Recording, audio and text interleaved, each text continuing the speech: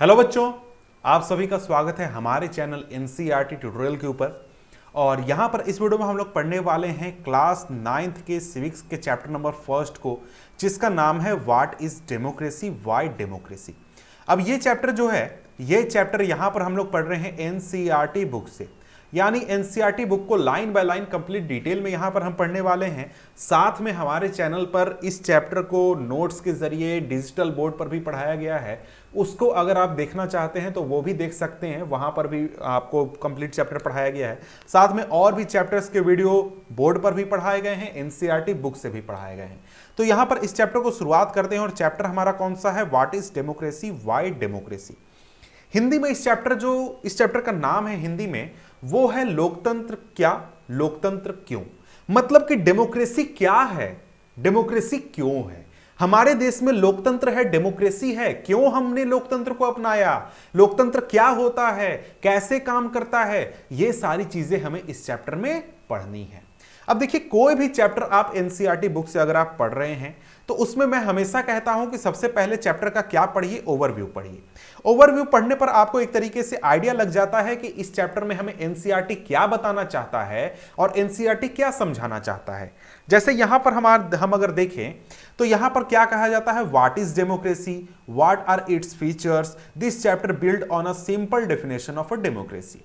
मतलब यहां पर डेफिनेशन हम देंगे डेमोक्रेसी का और उसके जरिए हम समझने की कोशिश करेंगे कि डेमोक्रेसी क्या होता है, डेमोक्रेसी के फीचर्स क्या होते हैं, और उसके बाद हम स्टेप बाय स्टेप समझने की कोशिश करेंगे कि इसके साथ जुड़े हुए शब्द जो होते हैं उसके मतलब क्या होते हैं। और इसके साथ ही ये चैप्टर आपको मेनली क्या समझाने की कोशिश कर रहा है, ये चैप्टर आपको मेनली समझाने की कोशिश कर रहा है कि डेमोक्रेटिक फॉर्म ऑफ गवर्नमेंट अगर कहीं पर है, या फिर डेमोक्रेटिक फॉर्म ऑफ गवर्नमेंट जो होता है उसके मिनिमम फीचर्स क्या होते हैं, बेसिक किसी देश में क्या होगा तब हम किसी देश को डेमोक्रेसी कहेंगे, ये हमें समझना है इस चैप्टर में। यानी कि किसी भी देश में हम अंतर कैसे करेंगे कि वहां पर डेमोक्रेसी है या फिर नहीं है, उसके लिए कुछ बेसिक चीजें हम यहां पर समझेंगे।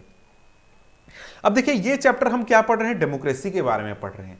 लेकिन इसके साथ ही एक चीज बता दूं कि 9th क्लास और 10th क्लास में आप जो पढ़िएगा सिविक्स में आपको मेनली जो टॉपिक है वो है डेमोक्रेसी। जितने भी चीजें आपको पढ़नी है क्लास 9th और क्लास 10th में, उसमें आपको डेमोक्रेसी को ही समझना है, डेमोक्रेसी से जुड़ी हुई बातें ही समझनी है। चाहे आप 9th का 1, 2, 3, 4, 5 पढ़ें या फिर 10th का पढ़ें, कोई फर्क नहीं पड़ता है, डेमोक्रेसी के बारे में ही कुछ ना कुछ बताया गया है। अब हम लोग क्या करते हैं, हम लोग चैप्टर को शुरू करते हैं। चैप्टर का पहला टॉपिक कौन सा है, पहला टॉपिक है व्हाट इज डेमोक्रेसी। तो मतलब सबसे पहले ही आपसे एक बात समझाने की कोशिश की जा रही है कि डेमोक्रेसी क्या होता है, डेमोक्रेसी क्या है। तो व्हाट इज डेमोक्रेसी, यहां पर आपको कहा जा रहा है कि भाई देखो, अभी तक आपने डेमोक्रेसी के बारे में पढ़ा, 7 क्लास में पढ़ा, 8 क्लास में पढ़ा, तो वहां पर कुछ ना कुछ बेसिक चीजें आपने पढ़ी थी डेमोक्रेसी के बारे में। तो उसके आधार पर अभी तक जो आपने पढ़ा है उतनी समझ के आधार पर आप क्या कीजिए, कुछ देशों के, ऐसे देशों के नाम लिखिए जो कि डेमोक्रेटिक हैं और कुछ ऐसे देशों के नाम लिखिए जो कि नॉन डेमोक्रेटिक हैं। ये एक तरीके की एक्टिविटी है, ये आप खुद से कीजिए। वीडियो को पॉज कीजिए, रिवाइंड कीजिए कि आपने क्लास 7 क्लास 8 में क्या पढ़ा था, उसके आधार पर आप क्या कीजिए, डेमोक्रेटिक देशों के नाम लिखिए और नॉन डेमोक्रेटिक देशों के नाम लिखिए। ठीक है, अब यहां पर आगे हमारे सामने एक टॉपिक पूछा जा रहा है, एक पॉइंट पूछा जा रहा है जो कि आपके लिए भी समझना जरूरी है, व्हाई डिफाइन डेमोक्रेसी। हम लोग यहां पर डेमोक्रेसी का डेफिनेशन के ऊपर इतना जोर क्यों दे रहे हैं, डेमोक्रेसी को इतना ज्यादा डिफाइन करने पर जोर क्यों दे रहे हैं। तो ये सवाल जो है ना, ये आपके मन में भी आया, मेरे मन में भी आया, और यहां पर एक स्कूल का एग्जाम्पल दिया गया है, वहां की बच्चियों के मन में भी आया। तो यहां पर एक स्कूल है, जिनके स्कूल के क्लास एक चल रहा है, क्लास की टीचर है मटिल्डा लिंगदो। अब ये जो मैम है, ये जो टीचर हैं, ये अपने क्लास में पढ़ा रही हैं, डेमोक्रेसी के बारे में ही पढ़ा रही हैं। तो उस क्लास की एक बच्ची है जिसका नाम क्या है, मेरी नाम है। अब उसके मन में कुछ डाउट है। क्या डाउट है भाई, डाउट ये है कि भाई देखो, हम लोग क्या कर रहे हैं, हम लोग कर रहे हैं डेमोक्रेसी के बारे में हमने काफी डिस्कशन कर लिया, काफी पढ़ लिया, बहुत सारे बातें कर ली। क्लास 8 में आपने पार्लियामेंट, जुडिशरी, बहुत सारी चीजें आपने पढ़ी। तो पहले तो हमने देख लिया कि डेमोक्रेसी कैसे काम करता है, क्या होता है। उसके बाद अब हम लोग बैठे हैं कि चलो भैया अब हम लोग डेफिनेशन देते हैं डेमोक्रेसी का।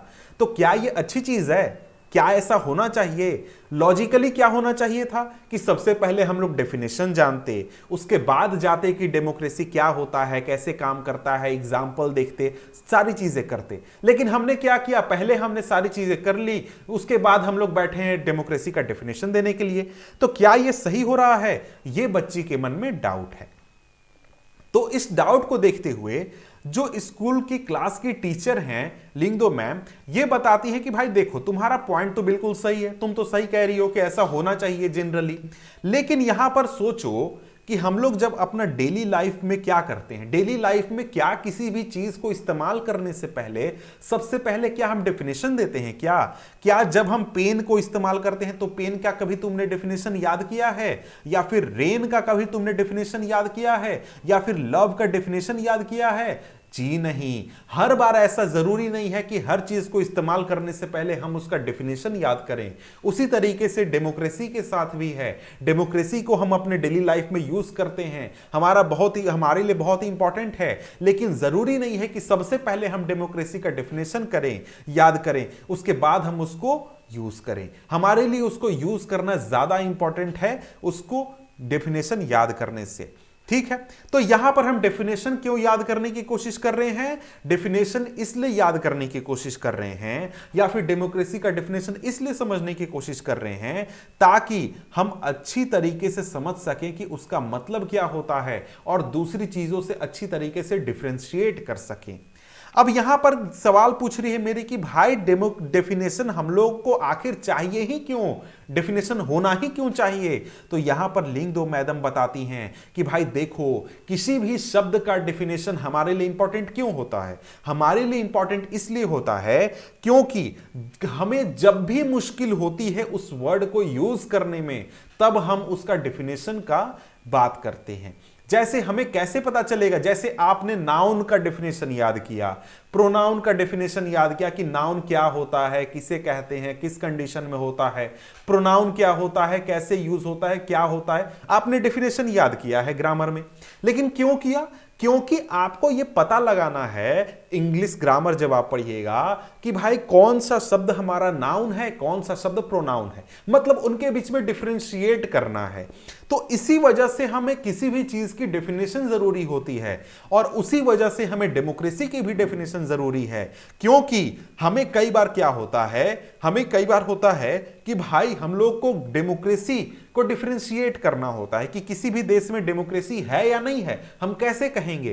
तो जब हमें पता होगा कि डेमोक्रेसी में क्या क्या चीजें होती हैं, उसका डेफिनेशन क्या होता है। जैसे एग्जाम्पल दिया गया है कि आप तो अपने डेली लाइफ में रेन का इस्तेमाल करते हैं, रेन वर्ड का। रेन वर्ड भी बारिश ही होता है। उसके अलावा ड्रिजल और क्लाउड बर्स्ट, तीनों एक तरीके की बारिश ही हैं, लेकिन तीनों के बीच में अंतर होता है। क्या अंतर होता है? तो वो आप यहां पर क्या कर सकते हैं, देख सकते हैं। क्या अंतर होता है? तो भाई रेन तो आपका नॉर्मल सिंपल बारिश हो गया, ड्रिजल क्या हो गया, एक तरीके से बूंदाबांदी हो गई, क्लाउड बर्स्ट जब बादल फटकर बारिश हो जाता है। तीनों में अंतर है, लेकिन तीनों में अंतर हुआ कब? जब हमें एग्जैक्टली यूज करना है, बताना है कि तीनों क्या चीजें होती हैं। उसी तरीके से डेमोक्रेसी में क्या होता है कि भाई देखो, हम लोगों को क्लियर डेफिनेशन डेमोक्रेसी का इसलिए जरूरी होता है क्योंकि बहुत सारे देश हैं दुनिया में जो कि खुद को डेमोक्रेसी कहना चाहते हैं, लेकिन वो रियलिटी में डेमोक्रेसी नहीं होते हैं। तो हमें क्या करना है, चेक करना है कि क्या वो देश रियलिटी में डेमोक्रेसी है या फिर नहीं है। ये चेक हम कैसे करेंगे? जब हमें डेफिनेशन पता होगा डेमोक्रेसी का कि भाई डेमोक्रेसी क्या होती है, कैसे काम करती है, उसका डेफिनेशन क्या होता है, क्या क्या उसके फीचर्स होते हैं, सभी चीजें हमें पता होगा, तभी हम ये काम करने पाएंगे। ठीक है, अब यहां पर आगे कुछ बच्चे हैं और भी बात कह रहे हैं कि यहां कहा जा रहा है कि अब्राहम लिंकन ने तो सिंपल डेफिनेशन दिया था कि भाई democracy is government of the people, bye the people, for the people. तो ये क्या चीज सही है? तो भाई ये एक तरीके से चीज सही है, लेकिन इतना से हमारा काम नहीं चलता है। इसके अलावा बहुत सारी और भी बातें हमें जरूरी होती है। अब यहां पर आगे बताती हैं लिंगदो मैडम कि देखो यहां पर हम ये नहीं कह रहे हैं कि हमें उतना उसको चेंज करना पड़ेगा या फिर उससे काम नहीं चलेगा, लेकिन हम लोग को क्या करना होगा, और भी ज्यादा डिटेल में हमें जानकारी प्राप्त करनी होगी। आगे की जो कहानी है वो उतना इंपॉर्टेंट नहीं है, मेन जो कंसेप्ट था वो मैंने समझा दिया आपको। अब हम लोग क्या करते हैं, हम लोग नेक्स्ट टॉपिक में पढ़ते हैं। नेक्स्ट टॉपिक क्या है, अ सिंपल डेफिनेशन। मतलब क्या करेंगे, हम डेमोक्रेसी का एक बेसिक सिंपल डेफिनेशन समझने की कोशिश करेंगे, जिसके जरिए हम लोग क्या करेंगे, हम लोग समझेंगे कि डेमोक्रेसी क्या होता है, मतलब सिंपल डेफिनेशन हम लोग समझेंगे। अब यहां पर एक तरीके से क्या है, यहां पर कहा जा रहा है let us get back to our discussion on similarities and differences among governments that are called democracies. मतलब कि डेमोक्रेसीज के बीच में जो सिमिलरिटीज होती हैं या फिर जो डिफरेंसेस होते हैं उसको हम कैसे तय करेंगे, तो वहां पर जो फीचर्स होते हैं वो काम आते हैं या फिर डेफिनेशन होता है वो काम आता है। एक जो सिंपल फैक्टर है डेमोक्रेसी में, मतलब सभी देश, किसी भी देश में डेमोक्रेसी है तो वहां एक चीज होना चाहिए, बेसिक चीज है। क्या चीज है, वो ये है कि जो सरकार है वो जनता द्वारा चुनी गई हो, मतलब जनता तय करती हो कि सरकार में कौन बैठेगा, तब हम सिंपली कह सकते हैं कि वो देश क्या है, डेमोक्रेटिक देश है। तो यहां पर सिंपल डेफिनेशन हम लोग क्या दे सकते हैं, सिंपल डेफिनेशन दे सकते हैं, democracy is a form of government in which rulers are elected by the people. Democracy क्या है, डेमोक्रेसी एक बेसिक फॉर्म ऑफ गवर्नमेंट है जहां पर देश के सत्ता में बैठने वाले लोग, देश के रूलर्स जो होते हैं वो जनता के द्वारा चुने जाते हैं। ठीक है, ये हमने एक बेसिक डेफिनेशन देखा डेमोक्रेसी का। अब यहां पर कहा जा रहा है this is a useful starting point, यानी यहां से हम डेफिनेशन की स्टार्ट कर रहे हैं या फिर हम डेमोक्रेसी को बेसिक समझने की शुरुआत कर रहे हैं। अब यहां पर इसके आधार पर हम आसानी से सेपरेट कर सकते हैं कि कौन सा गवर्नमेंट जो है वो डेमोक्रेटिक फॉर्म ऑफ गवर्नमेंट है और कौन सा non democratic form of government है। जैसे म्यांमार में क्या है, अभी सेना का शासन चल रहा है। अभी तुरंत जब मैं वीडियो बना रहा हूं तो म्यांमार में क्या है, कोई लीडर नहीं है, वहां पर सेना जो है वो सरकार चला रही है। तो क्या सेना को जनता ने चुना है, जी नहीं। तो क्या म्यांमार में हम कह सकते हैं कि डेमोक्रेसी है, जी नहीं। तो म्यांमार क्या हो गया, म्यांमार में डेमोक्रेटिक गवर्नमेंट अभी नहीं है। ठीक है, क्योंकि उनको जनता ने वोट देकर नहीं चुना है। ठीक है, इसके अलावा कहा जा रहा है कि चिले में जब शासन था पिनोचे का, जो पिनोचे था उसका शासन था, इसके पहले देखिए आप यहां पर पिनोचे का एग्जाम्पल आपको शायद ध्यान नहीं होगा, यहां पर अभी एक चैप्टर कट किया गया, यानी ये जो चैप्टर आप अभी पढ़ रहे हैं ये चैप्टर नंबर 2 हुआ करता था। पहले एक चैप्टर होता था क्लास 9 के सिविक्स में, वो होता था डेमोक्रेसी इन कंटेम्प्रेरी वर्ल्ड। वो चैप्टर डिलीट कर दिया गया है। अगर आप चाहें तो वो चैप्टर पढ़ सकते हैं, हमारे चैनल पर अवेलेबल है, तो वो चैप्टर अगर आप चाहें तो पढ़ सकते हैं। वहां पर चिली का एग्जाम्पल दिया गया है कि वहां पर क्या हुआ था। शॉर्ट में मैं समझा देता हूं कि चिली में क्या हुआ था कि जनता द्वारा चुनी हुई सरकार थी, वहां पर एक सेना लीडर था, उसने क्या किया, तख्ता पलट कर दिया, जिसका और उसने क्या किया, तख्ता पलट करके खुद से वहां का रूलर बन गया, प्रेसिडेंट बन गया। तो क्या वो एक तरीके से जनता द्वारा चुना गया था क्या, जी नहीं, जनता द्वारा नहीं चुना गया था। तो क्या हम कह सकते हैं चिले में उस समय जनता का शासन था, जी नहीं। तो क्या वहां पर डेमोक्रेसी थी, जी नहीं, डेमोक्रेसी नहीं थी। इसी तरीके से जहां पर राजा का शासन है, क्या वहां डेमोक्रेसी है, जी नहीं, क्योंकि जनता ने तो चुना नहीं है राजा। उसी तरीके से अगर हम सऊदी अरब का एग्जांपल देखें तो वहां पर डेमोक्रेसी है, जी नहीं, क्योंकि वहां पर जो जनता है उन्होंने नहीं चुना है, बल्कि वहां के राजा जो हैं, राजा का बेटा राजा, राजा का बेटा राजा, इस तरीके से वहां पर जो रूलर हैं वो चुने गए हैं। ठीक है, आगे यहां पर कहा जा रहा है this simple definition is not adequate.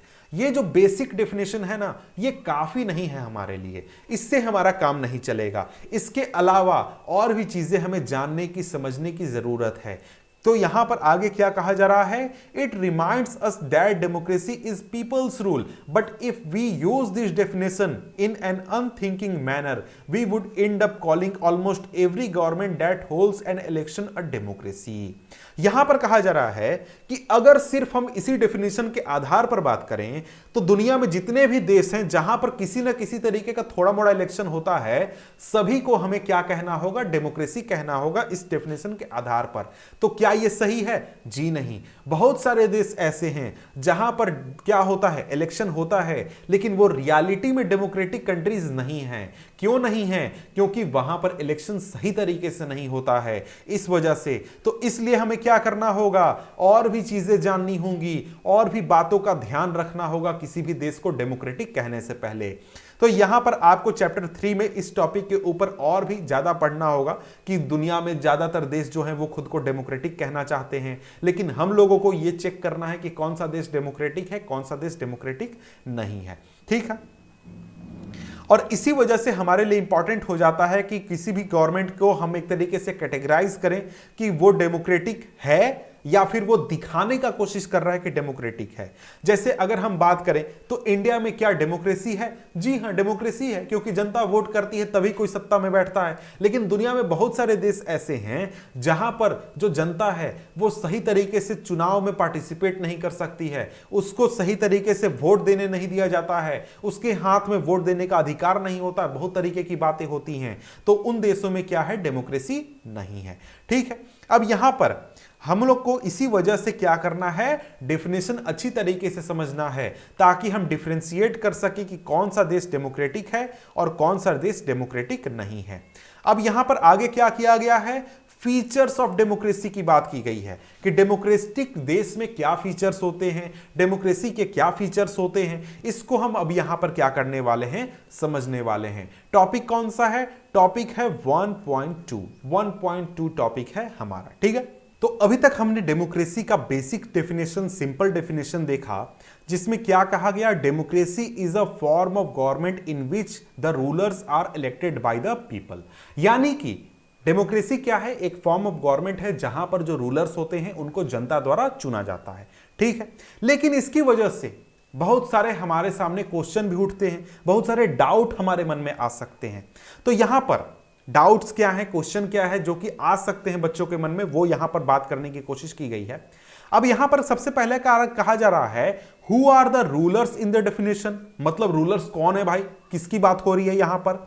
Which officials must be elected for any government to called a democracy.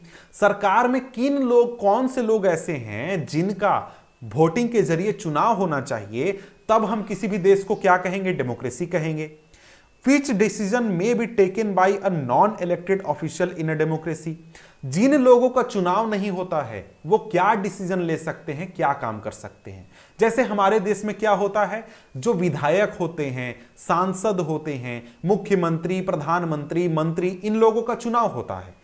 तो ये लोग क्या काम कर सकते हैं, क्या डिसीजन ले सकते हैं। और साथ में हमारे देश में जो आईएएस होते हैं, आईपीएस होते हैं, सरकारी क्लर्क होते हैं, कर्मचारी होते हैं, टीचर होते हैं, इनका चुनाव नहीं होता है, ये नौकरी करते हैं सरकारी। तो ये लोग क्या डिसीजन ले सकते हैं, किसके पास कितना पावर रहेगा, तब जाकर किस देश को हम डेमोक्रेटिक कहेंगे, ये हमारे सामने एक डाउट है। मतलब कि नेता और मंत्री के पास कितना पावर होगा तब हम किसी को सरकार को डेमोक्रेटिक कहेंगे। आईएएस आईपीएस के पास कितना पावर होगा तब हम सरकार को डेमोक्रेटिक कहेंगे। मतलब डेमोक्रेसी में किसके पास कितना पावर होना चाहिए, ये आपसे सवाल पूछा जा रहा है। आगे यहां पर क्या है, what kind of election constitutes a democratic election, What condition must be fulfilled for an election to be considered democratic? भाई यहां पर अगला सवाल क्या है कि भाई इलेक्शन जो होगा वो कैसा इलेक्शन होगा तब हम किसी भी देश को डेमोक्रेटिक कहेंगे। इलेक्शन में कौन कौन सा कंडीशन फुलफिल होना चाहिए तब हम किसी देश को डेमोक्रेटिक कहेंगे। इस तरीके के सवाल या फिर डाउट आपके मन में आ सकते हैं। मतलब बहुत सारे डाउट हैं कि भाई इलेक्शन के जरिए रूलर्स चुने जाएंगे तो हम उस देश को डेमोक्रेटिक कह देंगे। इतने कहने से काम नहीं चलेगा। क्यों? क्योंकि भाई इलेक्शन होगा तो किस पोस्ट के लिए इलेक्शन होगा किस प्रोसेस के जरिए होगा, और भी बहुत सारे डाउट हो सकते हैं।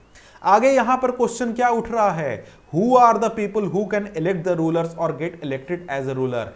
जनता जो है, मतलब सिंपल बात कि भाई कौन लोग वोट देंगे इलेक्शन में, कौन लोग चुनाव लड़कर जीत सकते हैं, किस पोस्ट पर बैठ सकते हैं, क्या सभी सिटीजन को इक्वल बेसिस पर वोटिंग अधिकार मिलेगा, क्या जो डेमोक्रेसी है उसमें कुछ लोगों को वोटिंग अधिकार देने से मना किया जा सकता है? ये आपके सामने बहुत सारे मन में सवाल आ सकते हैं। उन सभी को आपको यहां पर इस चैप्टर में आगे हम लोग एग्जाम्पल के जरिए, कहानी के जरिए समझने की कोशिश करेंगे।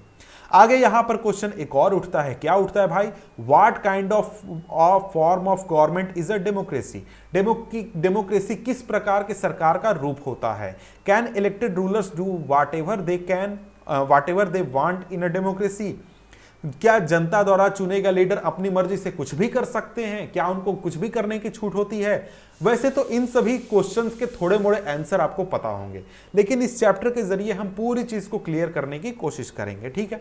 उसके लिए हम लोग क्या करेंगे, कुछ फीचर्स देखेंगे कि भाई किसी भी देश में क्या क्या होना चाहिए, किस तरीके से सारे कामकाज होने चाहिए, सभी चीजें हम समझेंगे, देखेंगे। उसके बाद हम एक फाइनल हमारा अंडरस्टैंडिंग होगा कि भाई डेमोक्रेसी क्या होती है, कैसे काम करती है, किसी भी देश में किसी भी देश को डेमोक्रेसी होने के लिए क्या होना चाहिए, क्या नहीं होना चाहिए, ठीक है।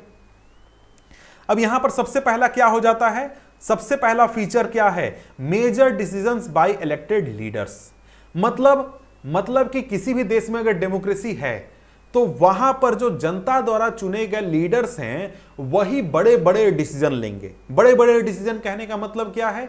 मतलब कि हमारे देश में जो पैसा खर्चा होगा वो शिक्षा पर कितना होगा, युद्ध पर कितना होगा, या फिर पुलिस पर कितना होगा, एग्रीकल्चर पर कितना होगा, इस तरीके के जो बड़े डिसीजन होते हैं, हमारे देश का पड़ोसी देश के साथ क्या रिलेशन होगा, हमारे देश में मंत्री कौन बनेगा, विधायक कौन बनेगा, सरकार कैसे काम करेगी, ये सारे डिसीजन कौन लेगा? जनता द्वारा चुने गए लीडर लेंगे। अब एग्जाम्पल दिया गया है जिसके जरिए आपको समझाया गया है कि ऐसा नहीं होना चाहिए। जैसे पाकिस्तान का एग्जाम्पल दिया गया है कि पाकिस्तान में एक घटना हुई थी। क्या हुआ था? वहां पर सरकार चल रही थी, बढ़िया चल रही थी, जनता द्वारा चुनी गई सरकार थी। फिर एक वहां का लीडर थे, मिलिट्री कमांडर। कौन थे? जनरल परवेज मुशर्रफ। उन्होंने क्या किया? विद्रोह कर दिया और वहां पर जो जनता द्वारा चुनी गई सरकार थी उसको हटा दिया और खुद को क्या कर दिया? प्रेसिडेंट नियुक्त कर दिया।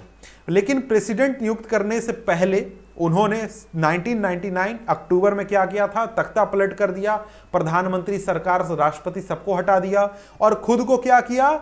Chief executive of the country घोषित कर दिया कि मतलब सरकार का सारा कामकाज देश पूरा चलाएगा कौन? ये भाई साहब चलाएंगे और इनके जो सेना के जो लोग थे वो लोग चलाएंगे, ठीक है।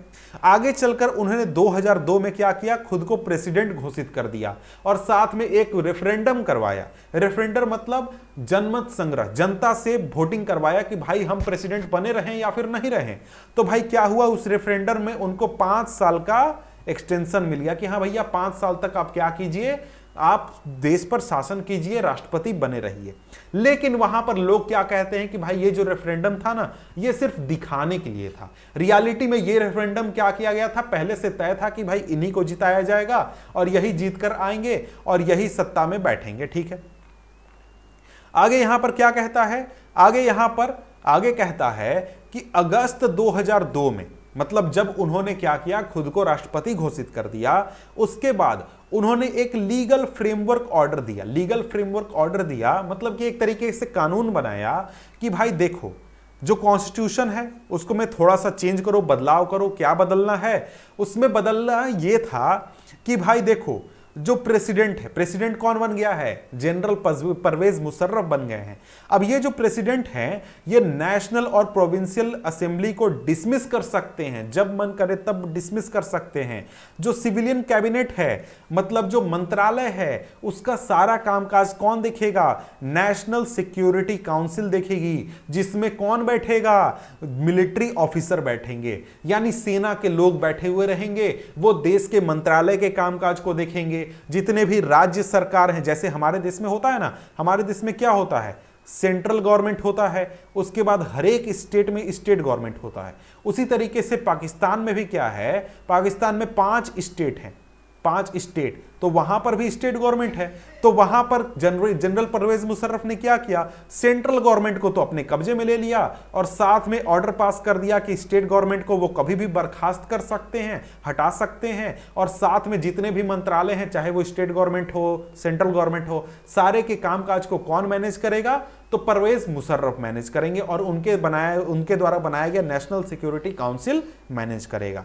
तो यहां पर क्या है, यहां पर यह तय किया गया कि इस लॉ के पास करने के बाद इलेक्शंस तो हुए, चुनाव करवाए गए, चुनाव हुए, उसमें जनता द्वारा वोट देकर लीडर भी चुनकर आए, वो संसद में भी बैठे, विधानसभा में भी बैठे, लेकिन क्या हुआ, उनके पास थोड़ा मोड़ा पावर था। रियल पावर किसके पास था, रियल पावर था मिलिट्री ऑफिसर के पास, जो कि नेशनल सिक्योरिटी काउंसिल में थे, और जनरल परवेज मुशर्रफ के पास था। मतलब क्या हुआ, मतलब क्या हम इस देश को डेमोक्रेटिक कंट्री कह सकते हैं जब परवेज मुशर्रफ का शासन था? जी नहीं, नहीं कह सकते हैं। क्यों नहीं कह सकते हैं? इलेक्शन हुए, चुनकर नेता भी आए, वो बनकर नेता बैठे भी, लेकिन उनके पास पावर नहीं था। पावर किसके पास था? सेना के अफसरों के पास था। तो क्या पाकिस्तान उस समय में डेमोक्रेटिक कंट्री था? जी नहीं, डेमोक्रेटिक कंट्री नहीं था। एक एग्जाम्पल के जरिए एक छोटी सी बात आपने समझी कि किस कंडीशन में किस देश को हम डेमोक्रेटिक नहीं कहेंगे। ठीक है, अब यहां पर आगे वही चीज समझाया जा रहा है जो मैंने कहा कि clearly there are many reasons why Pakistan under General Pervez Musharraf should not be called a democracy, but let us focus on one of these. बहुत सारे रीजन हो सकते हैं जिसकी वजह से हम कहेंगे कि भाई जो पाकिस्तान था उस समय में डेमोक्रेटिक कंट्री नहीं था, नॉन डेमोक्रेटिक था, लेकिन उसमें से एक चीज के ऊपर हम लोग ध्यान देंगे। एक चीज क्या है कि भाई वहां पर जो इलेक्टेड लीडर थे वो क्या कुछ कह सकते थे, मतलब जो जनता द्वारा चुने गए लीडर थे वो उनके हाथ में पावर था? जी नहीं। पावर किसके हाथ में था? मिलिट्री कमांडर्स के हाथ में था, मिलिट्री लीडर्स के हाथ में था। समझ गए? और यानी कि क्या हुआ कि भाई जो लोग नेशनल और प्रोविंशियल असेंबली मतलब विधानसभा और लोकसभा में जो लोग चुन कर आए थे, पाकिस्तान के विधानसभा और लोकसभा में, उनके पास कोई पावर नहीं था। रियलिटी में पावर मिलिट्री लीडर के पास था जो कि जनता द्वारा नहीं चुने गए थे। ये बेसिक बात आप समझ गए। इसके अलावा यहां पर यही चीज आपको समझना था। यहां पर वही बात है कि भाई फाइनल डिसीजन किसी भी देश में अगर जनता द्वारा चुने गए लीडर ले रहे हैं, सुप्रीम पावर जनता द्वारा चुने गए लीडर के पास है, तब वो देश डेमोक्रेसी है। जैसे हमारे देश इंडिया में क्या है, इंडिया में डेमोक्रेसी है। इंडिया में सुप्रीम पावर किसके पास है? प्रेसिडेंट के पास है, और इसके अलावा पीएम के पास है। तो ये दोनों क्या जनता द्वारा चुने गए हैं? जी हां, जनता द्वारा चुने गए हैं। ठीक है, तो यहां पर क्या इंडिया डेमोक्रेटिक कंट्री है? जी हां। लेकिन अगर हम बात करें नॉर्थ कोरिया, नॉर्थ कोरिया में क्या वहां का जो लीडर है किम जोंग उन, उसको क्या जनता ने चुना है? जी नहीं, जनता ने नहीं चुना है। इस वजह से नॉर्थ कोरिया को हम नॉन डेमोक्रेटिक कहते हैं, ऑटोक्रेटिक कंट्री कहते हैं। ठीक है, तो यहां पर वही चीज आगे समझाई गई है कि भाई देखो, जो ये एग्जाम्पल हमने पाकिस्तान का देखा, ये बहुत सारे देशों में होता है, बहुत सारे जगहों पर होता है, जहां पर क्या होता है, वहां पर चुनाव भी होते हैं, इलेक्टेड पार्लियामेंट भी होता है, वहां पर लीडर भी बैठते हैं, इलेक्शन जीतकर भी आते हैं, लेकिन उनके पास रियल पावर नहीं होता है। वो कुछ कर नहीं सकते हैं, वो कुछ कह नहीं सकते हैं। रियल पावर किसके पास होता है? या तो किसी मिलिट्री लीडर के पास, या तो राजा के पास, या किसी और के पास। समझ गए? तो ये चीज आप समझ गए। आगे यहां पर पहला फीचर क्या हमें पता चला? In a democracy the final decision making power must rest with those elected by the people. पहला फीचर क्या है कि भाई डेमोक्रेसी में जो फाइनल डिसीजन लेने का पावर है, जो वो जनता द्वारा चुने गए लीडर के पास होना चाहिए, किसी और के पास नहीं होना चाहिए, किसी ऑटोक्रेटिक व्यक्ति के पास नहीं होना चाहिए। अगला फीचर हमारे सामने क्या आ जाता है, जो कि है सेकेंड फीचर। ये क्या है? Free and fair electoral competition. मतलब क्या? मतलब कि जब चुनाव हो, चुनाव में फ्री एंड फेयर इलेक्शन होना चाहिए, जहां पर कोई भी व्यक्ति जाकर चुनाव लड़ सके और चुनाव जीतकर देश के सुप्रीम पद पर या फिर किसी भी पद पर वो बैठ सके। अगर ऐसा है, फ्री एंड फेयर इलेक्शन होता है, तब हम कह सकते हैं कि उस देश में डेमोक्रेसी है। उसके लिए भी एक एग्जाम्पल आपको समझाया गया है। एग्जाम्पल किसका है? चाइना का है। चाइना में इलेक्शन हर 5 साल में होते हैं, जैसा कि हमारे देश में होता है। हमारे देश में जो पीएम होते हैं या फिर जो एमपी होते हैं, संसद के सदस्य होते हैं, प्रधानमंत्री होते हैं, मंत्री वगैरह होते हैं देश के, या फिर जो सीएम होते हैं, विधायक होते हैं, ये सारे लोगों का चुनाव हर 5 साल के बाद होता है। तो हमारे देश में क्या होता है, आप चाहें तो आप कुछ कंडीशन को फुलफिल करने के बाद आप जाकर चुनाव लड़ सकते हैं। मैं भी लड़ सकता हूं, कोई भी लड़ सकता है हमारे देश का, और वो जाकर पीएम, सीएम, विधायक, मंत्री, सांसद कुछ भी बन सकता है, उसको कोई भी नहीं रोकेगा। लेकिन चाइना में ऐसा नहीं होता है। चाइना में हर 5 साल में इलेक्शन होता है, लेकिन वहां पर अगर आपको वहां के पार्लियामेंट में बैठना है, जिसको कि नेशनल पीपुल्स कांग्रेस कहा जाता है, वहां पर अगर आपको बैठना है तो आप अपनी मर्जी से नहीं चुनाव लड़ सकते हैं। अगर आपको चाइना में चुनाव लड़ना है तो आपको सबसे पहले क्या करना होगा, आपको एक तरीके से क्या करना होगा, वहां का जो पार्टी है कम्युनिस्ट पार्टी, उससे परमिशन लेना होगा और उसी पार्टी से जुड़कर आप चुनाव लड़ सकते हैं या फिर उसकी सहयोगी पार्टियों से जुड़कर चुनाव लड़ सकते हैं। चाइना की जो पार्लियामेंट है उसमें करीब 3000 सदस्य हैं जो कि वहां के प्रेसिडेंट का चुनाव करते हैं। जैसे अभी शी जिनपिंग है, उनका चुनाव किसने किया था, वहां की पार्लियामेंट ने किया था। पार्लियामेंट जो थी वो जनता द्वारा चुनकर आई, लेकिन वहां का इलेक्शन जो होता है, इलेक्शन में आप जाकर अपनी मर्जी से चुनाव में खड़े नहीं हो सकते हैं। वहां पर क्या करना होगा, वहां पर किसी भी कैंडिडेट को चुनाव लड़ने से पहले क्या करना होगा, चाइनीज कम्युनिस्ट पार्टी का परमिशन लेना होगा।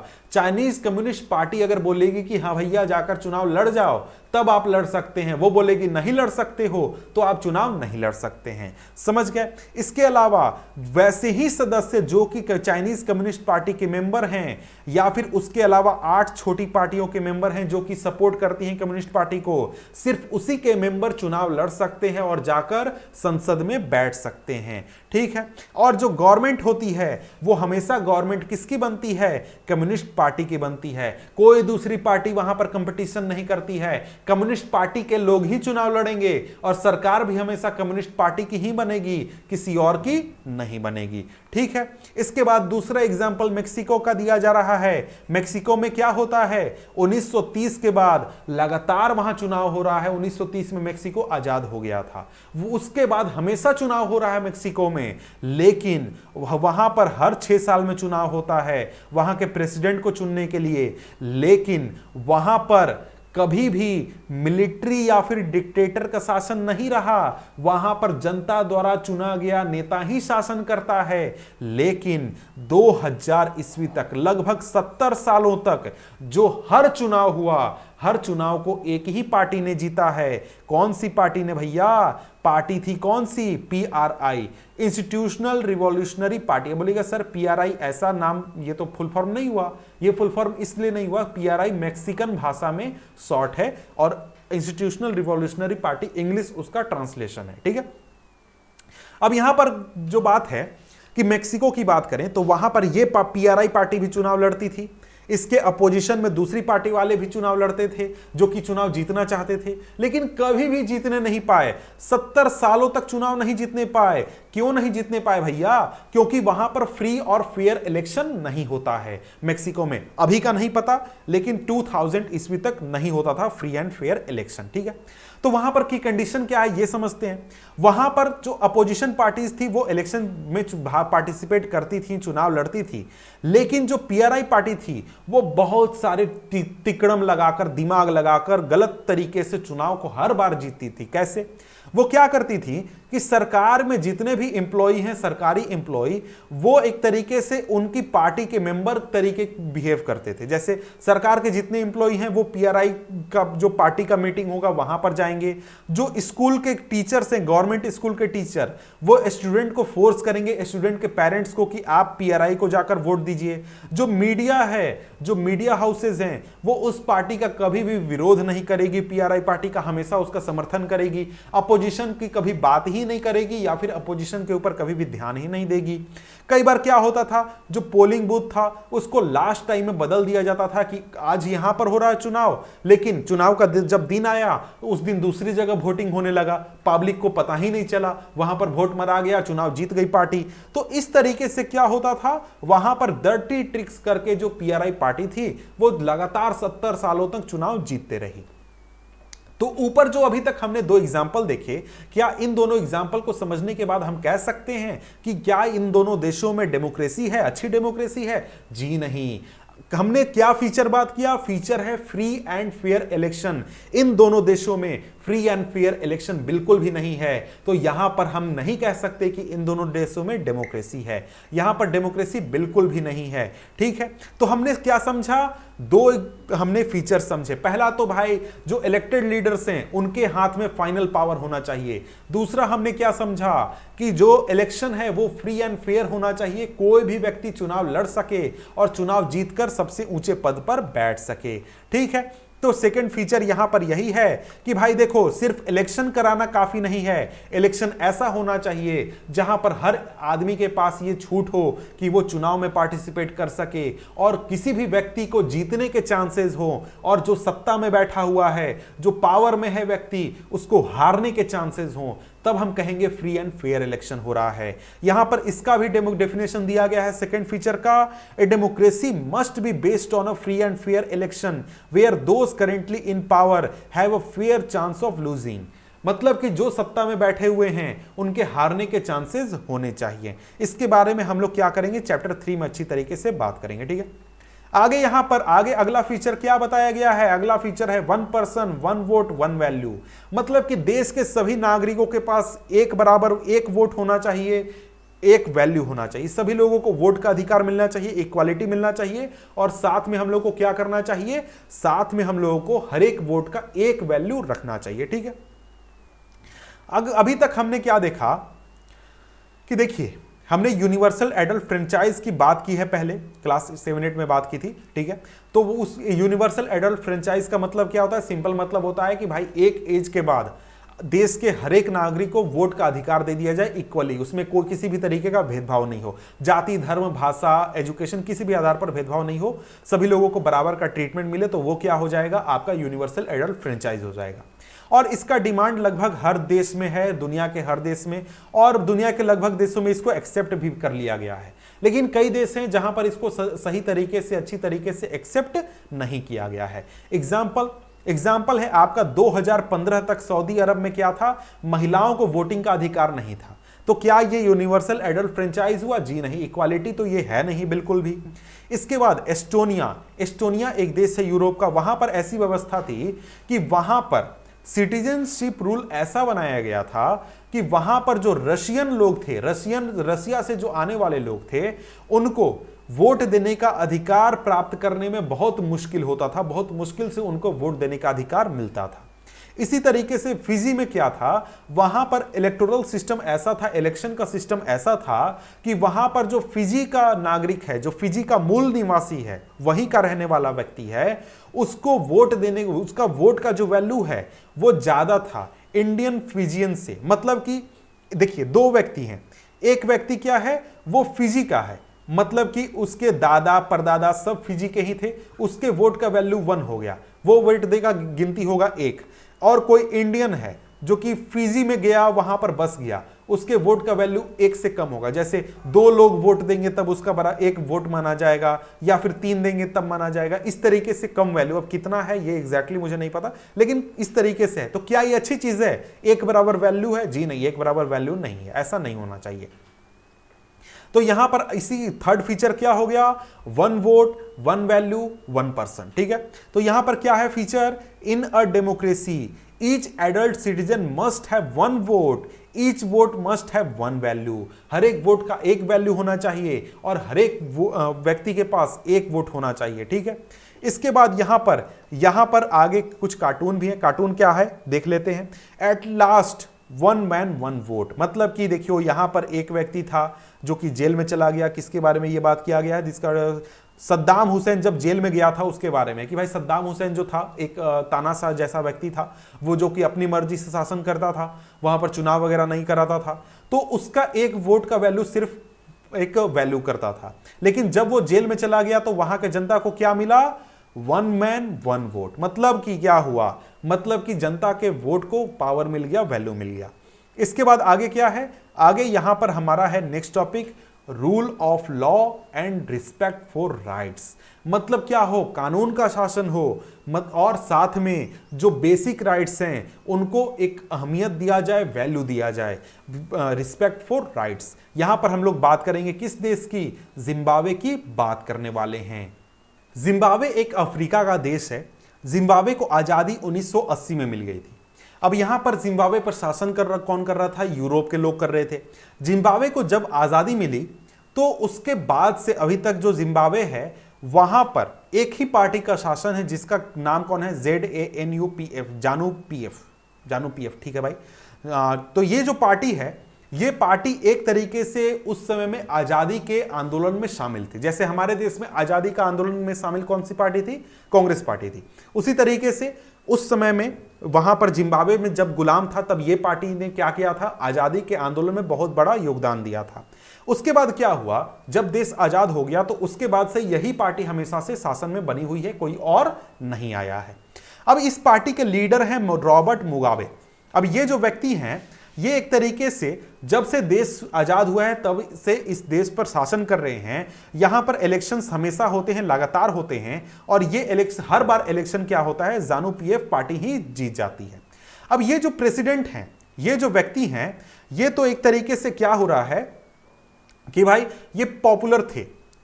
जो ये रॉबर्ट मुगाबे हैं, ये अपने देश में बहुत पॉपुलर थे क्योंकि इन्होंने क्या किया था? देश को आजाद करने में बहुत योगदान दिया था।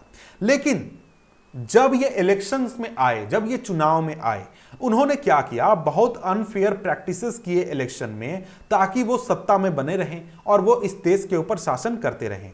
और आने वाले सालों में, आजादी के बाद कई सालों तक इन्होंने क्या किया? कॉन्स्टिट्यूशन को कई बार बदला ताकि वो अपने पावर्स को इंक्रीज कर सकें और अपने पावर को बढ़ाकर खुद को अकाउंटेबल कम कर सके, मतलब जवाबदेही कम कर सके। मतलब कोई उनसे सवाल नहीं पूछेगा, सिर्फ वो अपनी मर्जी से काम करेंगे, किसी को जवाब नहीं देंगे, कोई उनसे सवाल नहीं पूछ सकता है। इस तरीके के कानून उन्होंने अपने देश में बना दिए। जो अपोजिशन पार्टीज हैं, उनके जो मेंबर्स हैं, उनको बार बार हरास किया गया, उनको परेशान किया गया, उनको एक तरीके से उनके मीटिंग्स डिस्टर्ब कर दिए गए।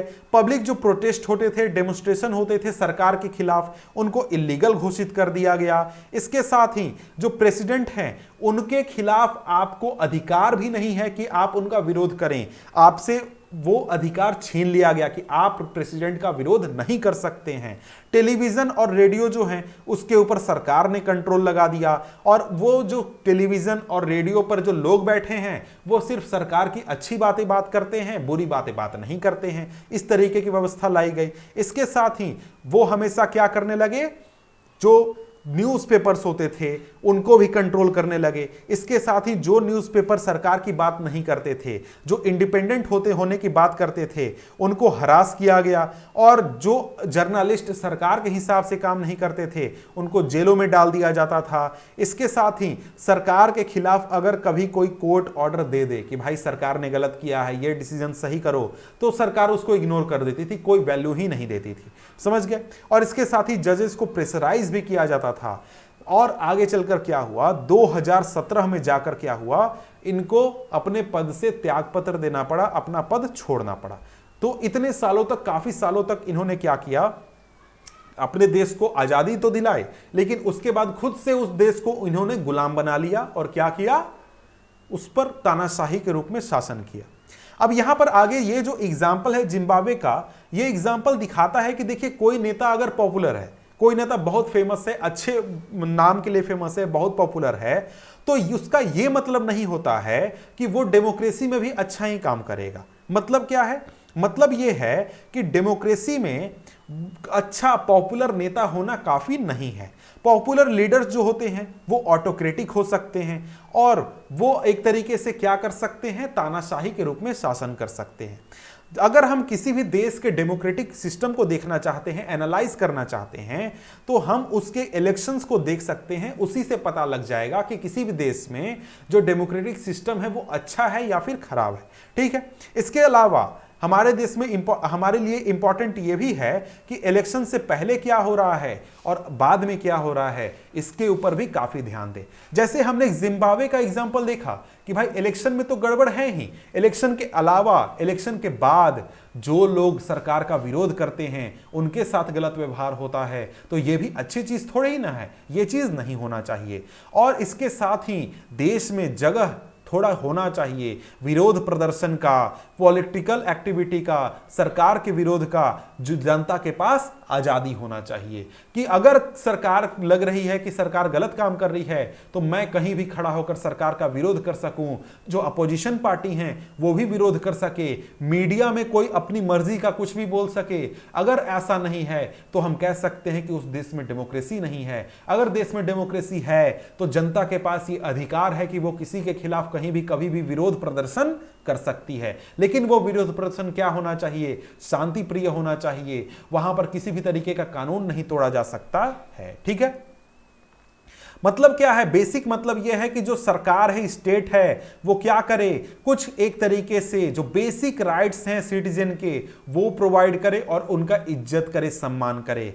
यानी कि जनता के पास ये आजादी हो कि वो सोच सके अपनी मर्जी से, अपना खुद का ओपिनियन रख सके और उस ओपिनियन को पब्लिकली एक्सप्रेस कर सके, एसोसिएशन बना सके, प्रोटेस्ट कर सके, पॉलिटिकल एक्शन कर सके, विरोध प्रदर्शन कर सके, कुछ भी कर सके। हर तरीके की आजादी जनता के पास होनी चाहिए।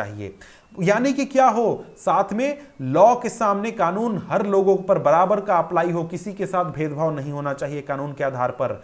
और ये सारे जो राइट्स हैं इसको बचाने के लिए क्या करना होगा, एक इंडिपेंडेंट जुडिशरी भी होनी चाहिए जिसका कानून सरकार के ऊपर भी लागू हो। समझ गए? अब यहां पर क्या है, यहां पर आगे हमारे सामने क्या है, टॉपिक क्या है, आगे है Similarly, there are some conditions that apply to the way a government is run after the election। यानी कि कुछ कंडीशन सरकार के ऊपर रेस्ट्रिक्शन होने चाहिए। हमने कुछ चीजें तो देखी जो कि जनता के पास होनी चाहिए, सरकार में सिस्टम होना चाहिए, लेकिन सरकार के ऊपर कुछ कंडीशन होनी चाहिए जब वो चुनाव जीतकर आ जाए। मान लीजिए कोई पार्टी है, वो चुनाव जीतकर आ गई, वो अब काम कैसे करेगी इसके ऊपर भी हमें निगरानी रखनी होगी, उसके ऊपर भी कंट्रोल रखना होगा। यहां पर कहा गया है a democratic government can not do what ever it like simply because it has won the election.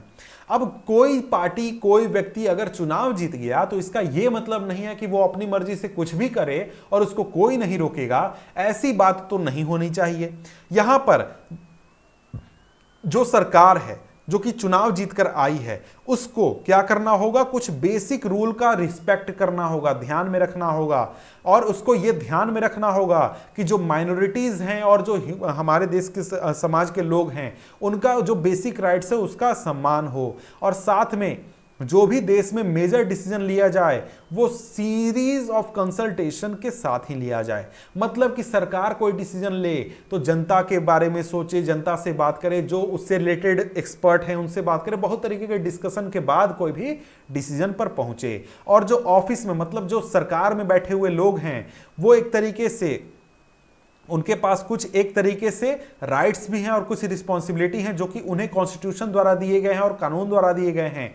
और हर लोगों को, यानी हर सत्ता में बैठे हुए लोग को क्या करना होगा, अकाउंटेबल बनना पड़ेगा, जनता के सिर्फ प्रति नहीं बल्कि दूसरे ऑफिशियल के प्रति। ये सारी चीजें हम चैप्टर 4 में डिटेल में पढ़ेंगे। ठीक है, अब यहां पर देखिए, इसके साथ ही हमें फोर्थ और फाइनल, यानी यहां पर 1, 2, 3 और 4 चार हमने फीचर्स देख लिए डेमोक्रेसी के, जो कि किसी भी देश में डेमोक्रेटिक होने के लिए उस देश को होना जरूरी है। चौथा फीचर क्या है, a democratic government rules with in the limit set by constitutional law and citizens right. कि जब भी कोई सरकार बनती है डेमोक्रेसी में, वो जब शासन करती है तो वो डेमोक्रेटिक लॉ के हिसाब से, कॉन्स्टिट्यूशन लॉ के हिसाब से काम करती है और जनता के राइट्स को रिस्पेक्ट करते हुए शासन करती है। तो यहां पर चार फीचर्स कौन कौन से हो गए। पहला तो कि भाई जो मेजर डिसीजन होगा वो जनता के द्वारा चुनेगा, लोगों के द्वारा लिया जाएगा। दूसरा क्या होगा, फ्री एंड फेयर इलेक्शन होगा। तीसरा, 1 पर्सन 1 वोट 1 वैल्यू होगा। इसके साथ ही चौथा क्या है कि भाई जो सरकार शासन करेगी वो कुछ बेसिक एक तरीके से रूल्स एंड रेगुलेशन को फॉलो करते हुए शासन करेगी। अब हम क्या करते हैं, समरी डेफिनेशन पढ़ते हैं। समरी डेफिनेशन में कुछ नहीं है, अभी तक जो हमने 4 फीचर्स देखे उसी को शॉर्ट में समझाया गया है। तो यहां पर वही बातें की गई हैं कि हमने सिंपल डेफिनेशन के साथ शुरुआत किया। सिंपल डेफिनेशन क्या था, democracy is a form of government in which the rulers are elected by the people. ये हमने देखा। इसके साथ ही हमने समझा कि इतना से काम नहीं चलेगा, और भी कुछ बेसिक चीजें हमें समझनी होगी। तो वहां पर बेसिक चीजें हमने क्या किया, 4 हमने फीचर्स देखे। 4 फीचर्स कौन कौन से हैं, वही जो 4 हमने बात किया वही यहां पर लिखा गया है। Rulers elected by the people take the all the major decision, और भी 3 वही हैं। आप चाहें तो वीडियो पॉज करके देख सकते हैं, ठीक है। अब आगे यहां पर बात किया जा रहा है। आगे यहां पर एक टॉपिक छोटा सा जो कि मुझे लगा अच्छा है। आप क्या कीजिए, वीडियो को पॉज कीजिए और यहां पर ये जो दिया गया है ना आपका, इसको ध्यान से सॉल्व करने की कोशिश कीजिए। यहां पर इसको देखिए, सॉल्व कीजिए और पता लगाइए कि कौन सा देश में क्या है। ये दोनों को मैच करना है, इस दोनों को मैच करके आप खुद से टेस्ट कर सकते हैं। अब हम आगे हैं चैप्टर के अगले हिस्से में। चैप्टर का अगला हिस्सा क्या कहता है, व्हाई डेमोक्रेसी। भाई हम लोगों को डेमोक्रेसी की आखिर जरूरतें काहे है, क्यों डेमोक्रेसी हमारे देश में होना चाहिए। तो यहां पर जो वही क्लास, जो शुरुआत हमने क्लास की बात की थी, वही उसी क्लास में हम फिर से पहुंचते हैं। मैडम लिंग 2 के क्लास में पहुंचते हैं। वहां पर एक आर्गुमेंट हो गया, एक तरीके की छोटी मोटी बहस हो गई। वहां पर क्या हुआ, जो लिंग 2 मैडम थी, अभी तक जितना भी हमने बात किया वो सारी चीजें उन्होंने पढ़ाई। अब वहां पर आर्गुमेंट होने लगा बच्चों के बीच में। तो वहां पर एक टॉपिक इसी के साथ हमारा शुरू हो गया। टॉपिक कौन सा है, debating merits of democracy. Democracy में क्या अच्छी बातें हैं, ये हम एक तरीके से अब समझने की कोशिश करते हैं। स्टूडेंट का नाम है योलांदा। अब ये जो स्टूडेंट है ये कहता है, we live in a democratic country. हम जो हैं, हम डेमोक्रेटिक देश में रहते हैं और all over the world people want democracy. दुनिया के हर देश के लोग जो हैं वो डेमोक्रेसी चाहते हैं। जो कंट्रीज हैं जहां पर डेमोक्रेटिक पहले नहीं थी वो अब धीरे धीरे डेमोक्रेसी बन रही हैं, और जो बड़े बड़े लोग हैं वो हमेशा डेमोक्रेसी के बारे में अच्छी बात कहते हैं। तो ये बिल्कुल ऑब्वियस है कि डेमोक्रेसी जो है वो बिल्कुल ही अच्छी चीज है। इसके ऊपर हमें बहस करने की क्या जरूरत है। हमें सब को पता है कि भाई डेमोक्रेसी अच्छी चीज है, तो उसके ऊपर हम लोग बात क्यों कर रहे हैं। हम लोग सीधे सीधे उसको फॉलो कर सकते हैं, उसके ऊपर इतना बहस करने की क्या जरूरत है। तो यहां पर एक बच्ची कहती है कि भाई लिंग 2 मैडम ने हमें पहले क्या बताया था कि हम लोगों को सिर्फ इसलिए किसी भी बात को स्वीकार नहीं करना चाहिए कि वो फेमस है। हम लोगों को हर बात को जांच परख करके स्वीकार करना चाहिए कि वो अच्छी चीज है या फिर नहीं है। तो यहां पर आगे जेनी कहती है कि yes it actually is a wrong path what has democratic brought to our country. Jenny कहते हैं कि भाई देखो, ये तो भाई हमको डेमोक्रेसी पसंद नहीं है। डेमोक्रेसी से हमारे देश को क्या मिला, क्या फायदा हुआ है। 7 decades of democracy and there is so much poverty in the country. करीब 70 साल हो चुके हैं हमारे देश को आजाद हुए, डेमोक्रेसी 70 साल से है और हमारे देश की हालत अभी भी खराब है। तो यहां पर आगे और भी बच्चे कुछ कहते हैं कि भाई देखो, यहां पर हमारे देश में डेमोक्रेसी प्रॉब्लम नहीं है, बल्कि हमारे देश में डेमोक्रेसी होते हुए भी अभी तक पॉवर्टी है। मतलब क्या, डेमोक्रेसी ने काम तो किया है लेकिन उतना काम नहीं किया जितना कि करना चाहिए था। और भी बच्चे बहुत सारी बात करते हैं, आप चाहें तो इसको पढ़िए, इसको पढ़ने पर आपको 1-2 पॉइंट क्लियर होगा, कुछ बातें समझ में आएंगी। तो यहां पर फाइनली जो मैम है वो एक तरीके से कहती है कि भाई देखो, अच्छी बात है कि तुम लोग क्या हो, तो हम मुझे खुशी है कि तुम लोग एक तरीके से इंटरेस्ट दिखा रहे हो, डिस्कशन कर रहे हो, बातचीत कर रहे हो, तुम लोग आर्गुमेंट दे रहे हो, तुम लोग एक तरीके से समझ रहे हो। तो यहां पर आगे क्या कहा जा रहा है, मुझे नहीं पता है कि तुम में से कौन सही है कौन गलत है, लेकिन मुझे यह अच्छा लगा कि तुम लोग इसके ऊपर डिस्कशन कर रहे हो, अपने मन की बात कर रहे हो और तुम्हारा डाउट जो है वो सारा क्लियर हो रहा है। अब यहां पर लिंग 2 मैडम एक बात क्लियर करती हैं कि देखो यहां पर तुम लोगों को आजादी है कि तुम लोग अपनी मर्जी के कुछ भी बात कर सकते हो, लेकिन सोचो कि अगर कोई तुम्हें आता और तुम्हें तुम्हारी बात बोलने से रोकता तो क्या ये अच्छी बात होती? जी नहीं, बिल्कुल भी अच्छी बात नहीं होती। तो ये ऐसा क्यों पॉसिबल है कि तुम लोग अपनी मर्जी से कुछ भी कह सकते हो? कोई डेमोक्रेसी को गाली दे देता है, कोई डेमोक्रेसी को अच्छी बात कह देता है, कोई डेमोक्रेसी को सपोर्ट करता है, कोई डेमोक्रेसी को हटाना चाहता है। तो ऐसा पॉसिबल क्यों है कि कोई भी व्यक्ति कुछ भी कर सकता है? क्योंकि हमारे देश में डेमोक्रेसी है। डेमोक्रेसी जो है, डेमोक्रेसी हमेशा लोगों को फ्री एंड फेयर अपनी बात रखने की आजादी देता है, और ऐसा सिर्फ डेमोक्रेसी में ही होता है। और यही चीज जो है वो डेमोक्रेसी का सबसे अच्छा आर्गुमेंट है डेमोक्रेसी के सपोर्ट में। ठीक है, डेमोक्रेसी के बारे में अच्छी अच्छी बातें हमने देख ली। अब हम क्या करते हैं, डेमोक्रेसी की बुरी बातें देखते हैं। डेमोक्रेसी के बारे में क्या खराब बातें की जाती हैं कि भाई डेमोक्रेसी क्यों अच्छा नहीं है, ये अब हम समझने की कोशिश करते हैं। तो भाई देखो, यहां पर ये जो कन्वर्सेशन है, ये एक तरीके से हमेशा हमें सुनने को मिलती है कि डेमोक्रेसी खराब है, अच्छी नहीं है। क्यों अच्छी नहीं है और क्यों खराब है, ये अब हम देखते हैं। तो भाई यहां देखो, यहां पर लोगों का कहना है कि भाई डेमोक्रेसी अच्छी नहीं है क्योंकि हमेशा डेमोक्रेसी में लीडर्स हमेशा चेंज हो जाते हैं, और इसकी वजह से सरकार में हमेशा पॉलिटिकल इनस्टेबिलिटी देश में बनी हुई रहती है। ठीक है, डेमोक्रेसी में क्या होता है, दूसरा पॉइंट है, डेमोक्रेसी में क्या होता है? डेमोक्रेसी हमेशा पॉलिटिकल कंपटीशन होता है। मतलब क्या होता है, लोग हमेशा चाहते हैं सरकार में बैठना, किसी को मतलब नहीं है कि देश विकास करेगा या फिर नहीं करेगा। हर कोई परेशान है, हर नेता परेशान है कि वो नेता कैसे बन जाए, विधायक, मंत्री, सांसद और प्रधानमंत्री कैसे बन जाए। मतलब नेता के लिए ज्यादा इंपॉर्टेंट चुनाव जीतना है देश के विकास से ज्यादा। ठीक है, इसलिए वहां पर कोई मोरालिटी की बात बाकी नहीं रह जाती है। इसके साथ ही आगे क्या है, so many people have to be consulted in a democracy, this leads to delay. अब डेमोक्रेसी में क्या होता है, डेमोक्रेसी में बहुत सारे लोगों से बात करना पड़ता है, इसलिए बहुत सारा देर भी होता है, जिससे हमें बहुत नुकसान भी उठाना पड़ता है। इसके साथ ही आगे क्या कहा जाता है, अगला पॉइंट है, elected leaders do not know the best interest of the people, it leads to bad decision. जो जनता द्वारा चुने गए लोग होते हैं, वो उनको ज्यादा कुछ जानकारी नहीं होता है, उनको नहीं पता कि क्या चीज अच्छा है, क्या चीज खराब है, और इसकी वजह से क्या होता है, हमें हमारे देश को बहुत ज्यादा नुकसान उठाना पड़ता है। ठीक है, इसके साथ ही ordinary people do not know what is good for them, they should not decide anything. जो आम जनता है वो किसी भी मामले में एक्सपर्ट नहीं है, उनको नहीं पता कि क्या चीज अच्छा है, क्या चीज खराब है, कि किसकी वजह से हमें फायदा होगा, किस चीज की वजह से हमें नुकसान होगा, ये चीज हमें नहीं पता है। इसकी वजह से क्या हुआ है, हमें बहुत नुकसान देखने को मिला है।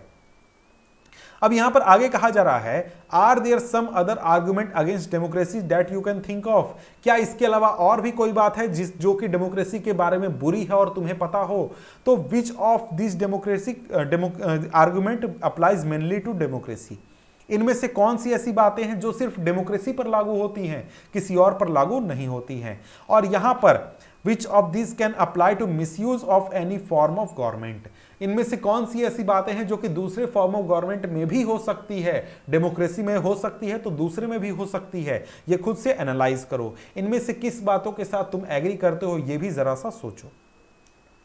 अब यहां पर आगे इसके बारे में एक थोड़ा सा आपको डाउट क्लियर करने की कोशिश की गई है, या फिर समझाने की कोशिश किया गया है कि भाई देखो, डेमोक्रेसी जो है, ऐसा नहीं है कि भाई जादू का बूटी है कि डेमोक्रेसी आया और देश के सारे प्रॉब्लम सॉल्व हो गए, ऐसा कुछ होता नहीं है। हाँ, हमारे देश में अभी तक डेमोक्रेसी के होने के बावजूद, डेमोक्रेसी आने के बावजूद अभी तक पॉवर्टी पूरी तरीके से खत्म नहीं हुई है, और दूसरे देशों में भी ऐसा अभी तक नहीं हुआ है। जब डेमोक्रेसी किसी भी देश में आती है तो जो सरकार है, डेमोक्रेसी जो है, डेमोक्रेसी की वजह से जो सरकार आती है वो सिर्फ ये इंश्योर करती है कि जो हमारा देश है वहां पर जो जनता है, वो जनता के द्वारा चुने गए नेता लोग जो हैं वो डिसीजन लेंगे। मतलब जो फाइनल डिसीजन किसके हिसाब से लिया जाएगा, जनता के हिसाब से लिया जाएगा। और ये जो आर्गुमेंट है, इसकी वजह से हम ये गारंटी नहीं कर सकते हैं कि सारे डिसीजन लिए जाएंगे वो अच्छे ही होंगे। जो लोग हैं वो गलती भी कर सकते हैं, नेता लोग भी गलती कर सकते हैं, बदमाशी भी कर सकते हैं। तो इसकी वजह से क्या हो सकता है, कुछ गलत डिसीजन हो सकते हैं। लेकिन जब डेमोक्रेसी है, उसमें जो डिसीजन लिए जाएंगे वो जनता के हिसाब से ही लिए जाएंगे, ये अच्छी बात है। साथ में हमें ये भी नुकसान पता है कि भाई देखो, जो डेमोक्रेसी होता है उसमें बातचीत बहुत होता है, डिस्कशन बहुत होता है, विचार विमर्श बहुत किया जाता है।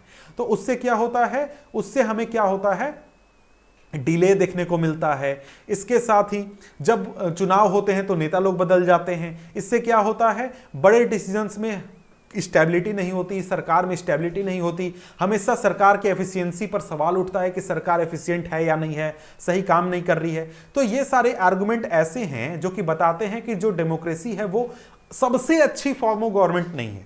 लेकिन इससे हमें यह भी पता चलता है कि ये जो डेमोक्रेटिक फॉर्म ऑफ गवर्नमेंट है, क्या ये दूसरे फॉर्म ऑफ गवर्नमेंट से अच्छी है या फिर नहीं है। तो ये सारे जो प्रॉब्लम्स हैं जो कि डेमोक्रेसी में हैं, ये दूसरे फॉर्म ऑफ गवर्नमेंट में भी हो सकते हैं। तो अब हम क्या करेंगे, अब हम डेमोक्रेसी के सपोर्ट में बातें देखेंगे कि डेमोक्रेसी में क्या क्या चीजें अच्छी होती हैं। तो हम लोग उसके जरिए समझने की कोशिश करेंगे कि डेमोक्रेसी अच्छा है या फिर नहीं है। एग्जाम्पल एक दिया गया है चाइना का और साथ में इंडिया का, दोनों देशों को कंपेयर किया गया है। देखिए, जब 1958 से 61 का दौर था, ये 3 साल जब चल रहे थे, उस समय में चाइना में बहुत भीषण अकाल आया था। और उस अकाल में क्या हुआ था कि करीब 3 करोड़ लोग मर गए थे। कितने? 3 करोड़। सोच लीजिए कितने लोग मर गए, 3 करोड़ लोग मर गए थे। हरियाणा की आबादी भी 3 करोड़ अभी शायद नहीं है, आपको दिल्ली की भी आबादी 3 करोड़ नहीं है, इतनी ज्यादा संख्या में लोग मर गए थे। और हिस्ट्री में आज तक के हमारे इतिहास में सबसे ज्यादा भूख से मरने वाला ये अकाल था, चाइना का ये अकाल। अब देखिए, जिस समय में चाइना में यह अकाल आया था ना, उस समय में अकाल हमारे देश में भी आया था, इंडिया के देश में भी आया था। हमारे देश में भी इकोनॉमिक सिचुएशन अच्छे नहीं थे, अकाल भी आया था, बहुत तकलीफ थी। लेकिन हमारे देश में उतने लोगों की मौत नहीं हुई। क्यों नहीं हुआ भैया? क्योंकि हमारे देश में डेमोक्रेसी थी। जो एक्सपर्ट लोग हैं वो बताते हैं कि भाई देखो, क्योंकि इंडिया में डेमोक्रेसी थी तो इंडिया में सरकार के ऊपर प्रेशर था कि भाई तुम जनता का ख्याल रखो, जनता को खाना पीना पहुंचाओ, उनको भूख की प्रॉब्लम ना हो, उनकी भूख की वजह से मृत्यु ना हो, कोई भी तकलीफ ना हो। तो यहां पे सरकार के ऊपर प्रेशर था, अपोजिशन पार्टी का, जनता का, सभी का।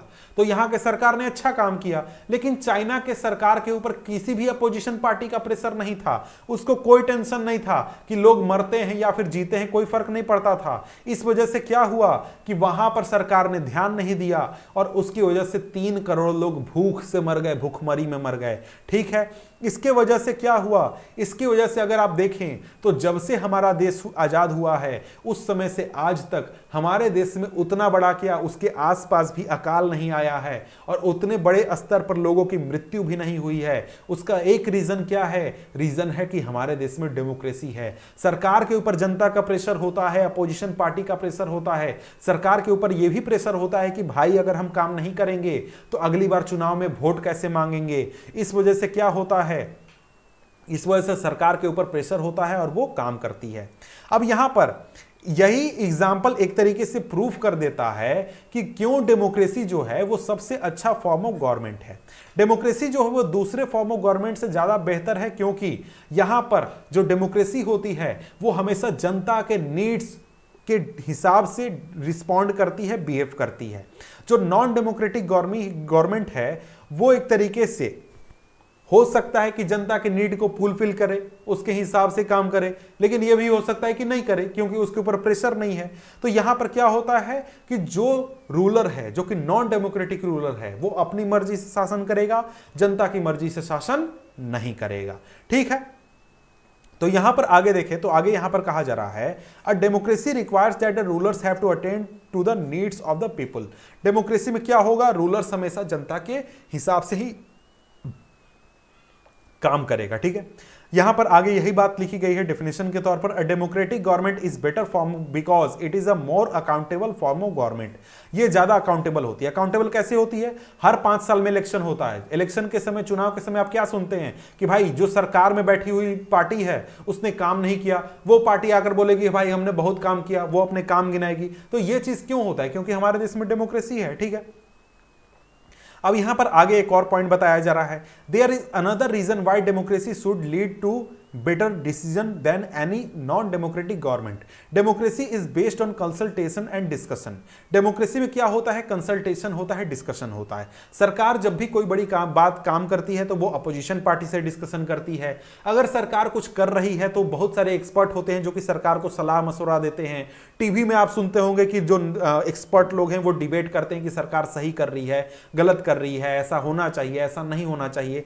तो इसकी वजह से क्या होता है, डेमोक्रेटिक जब डिसीजन लिया जाता है उसमें बहुत सारे लोग इन्वॉल्व होते हैं, बहुत सारे डिस्कशन होते हैं, बहुत सारे मीटिंग होते हैं। तो जब इतनी संख्या में लोग डिस्कशन में इन्वॉल्व होते हैं तो क्या होता है कि कुछ भी अगर कोई डिसीजन सरकार ले रही है तो उसमें क्या कमी है, क्या सही है, क्या गलत है, ये सारी चीजें पहले से ही पता होती हैं, तो ज्यादा डिसीजन हमारा बेहतर हो जाता है। जैसे मान लीजिए कहीं पर हम पुल बना रहे हैं, पुल हम बना रहे हैं, हमने ध्यान नहीं दिया, हमने हड़बड़ी में बना दिया पुल, लेकिन वहां पर अगर नॉन डेमोक्रेटिक होगा वो सीधे जाएगा और सीधे जाकर पुल बना देगा, उसको कोई कुछ से मतलब नहीं है। लेकिन डेमोक्रेटिक कंट्री है तो सरकार पहले बोलेगी कि भाई यहां पर हम लोग पुल बना रहे हैं, एक्सपर्ट लोग बोलेंगे भाई भाई यहां सही नहीं है, यहां सही नहीं है, दूसरी जगह बनाओ, यहां पर पुल बह जाएगा। बोले सरकार सोचेगी यार ऐसा क्यों, वो जाकर चेक करेगा, टेस्ट करेगा, इसको समझने की कोशिश करेगा प्रॉब्लम को, फिर उसको सॉल्व करेगा। सरकार बोलेगी हाँ भैया तुम लोग सही बोल रहा था, अब चलो दूसरा जगह पुल बनाते हैं, क्योंकि भाई देखो यहां पर पुल बह सकता है। तो इस तरीके से क्या होता है, डिस्कशन करके जो रिजल्ट हमारे सामने आता है, जो डिसीजन हमारे सामने आता है, वो ज्यादा बेहतर होता है। समझ गए? यहां पर यही चीज आपको समझाने की बात की जा रही है कि democracy improves the quality of decision making.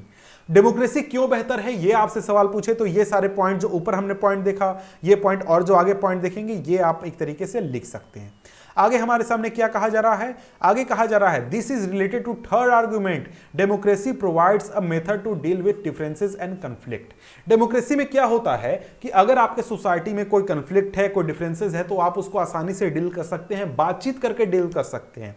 जैसे किसी भी सोसाइटी में, चाहे आप इंडिया, अमेरिका, चाइना कहीं भी चले जाएं, वहां पर बहुत तरीके के डिफरेंसेस होते हैं, वहां पर कई तरीके के ओपिनियन होंगे, कई तरीके के इंटरेस्ट होंगे, और ये जो डिफरेंसेस होंगे ये हमारे जैसे देश में बहुत ज्यादा बड़े होते हैं, क्योंकि हमारे देश में कई धर्म के लोग रहते हैं, कई जाति के लोग रहते हैं, कई भाषा बोलने वाले लोग रहते हैं। तो हो सकता है कि लोगों के बहुत अलग अलग ओपिनियन हो, डिफरेंसेस हो।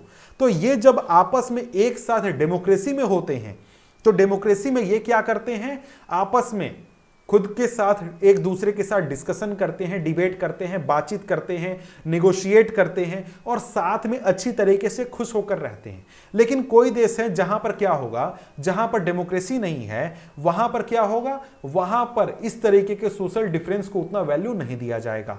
जो वहां का रूलर होगा वो जिस भी कम्युनिटी से बिलोंग करेगा वो उसकी बात इंप्लीमेंट करने की कोशिश करेगा। जैसे अगर हम बात करें, जैसे मान लीजिए इंडिया में क्या है, इंडिया में आपका डेमोक्रेसी है, इंडिया में डेमोक्रेसी है तो क्या होता है, डिस्कशन होता है। हमारे देश में क्या होता है, बहुत सारे लैंग्वेज हैं, बहुत सारे रिलीजन हैं, सभी को क्या किया गया है, बराबर का अधिकार, बराबर का वैल्यू दिया गया है। लेकिन मान लीजिए कि इंडिया जो है वो नॉन डेमोक्रेटिक होता, यहां पर कोई रूलर होता, राजा होता, तो वो थोड़े ही ना सभी लैंग्वेज को बराबर वैल्यू देता, वो थोड़े ही ना सभी रिलीजन को बराबर वैल्यू देता। उसका जो भी रिलीजन होता उसको वो इंप्लीमेंट करने की कोशिश करता, लोगों के ऊपर फोर्स करने की कोशिश करता, वो जो भी लैंग्वेज बोलता वो लोगों के ऊपर फोर्स करने की कोशिश करता, और हमारे सोसाइटी में क्या होता, कंफ्लिक्ट होता। तो डेमोक्रेसी में क्या होता है, सोशल डाइवर्सिटी को ये एक तरीके से क्या करता है, मैनेज करता है, सोशल डाइवर्सिटी को एक तरीके से सॉल्व करता है, चाहे वो लैंग्वेज के आधार पर हो, रिलीजन के हो, कास्ट हो, किसी भी आधार पर हो, क्लैश होने से रोकता है, अलग अलग ग्रुप को एक साथ रहने में मदद करता है, खुशी खुशी रहने में मदद करता है। मतलब क्या हुआ, मतलब हम क्या कह सकते हैं कि पीसफुल सॉल्यूशन प्रोवाइड करता है, कि अलग अलग सोसाइटी के लोग, अलग अलग कम्युनिटी के लोग, अलग अलग विचार वाले लोग एक साथ रह सकें। ठीक है, यहां पर ये जो तीन आर्गुमेंट हैं, ये एक तरीके से आपका जो डेमोक्रेसी के पक्ष में है, ये डेमोक्रेसी के क्वालिटी ऑफ गवर्नमेंट और सोशल लाइफ को एक तरीके से इंप्रूव कर देते हैं। क्योंकि डेमोक्रेसी में ये तीन चीजें हैं, उसकी वजह से डेमोक्रेसी एक बहुत अच्छा फॉर्म ऑफ गवर्नमेंट हो जाता है दूसरे फॉर्म ऑफ गवर्नमेंट से। तो यहां पर इसके अलावा एक और फीचर है, एक और चीज है, वो ये है कि जो डेमोक्रेसी है ना, वो हर एक सिटीजन के डिग्निटी को इनहैंस करता है, बढ़ाता है। इसका मतलब क्या हुआ, मतलब हुआ कि हमारे देश का जो हर एक नागरिक है उसको क्या मिला गया है, इक्वल राइट्स मिले हैं, इक्वल वैल्यू है, वो लॉ के सामने इक्वल है, सभी के ऊपर कानून बराबर इंप्लीमेंट होता है। तो हर एक सिटीजन के साथ कोई भी व्यक्ति, चाहे वो सरकार हो, पुलिस हो या कोई दूसरा नागरिक हो, गलत व्यवहार नहीं कर सकता है। लेकिन अगर मान लीजिए कहीं पर किसी रूलर का शासन है कोई राजा का शासन है, वो जनता को बिल्कुल भी वैल्यू नहीं देगा। वो जिस तरीके से चाहे उस तरीके से जनता के ऊपर शासन करेगा।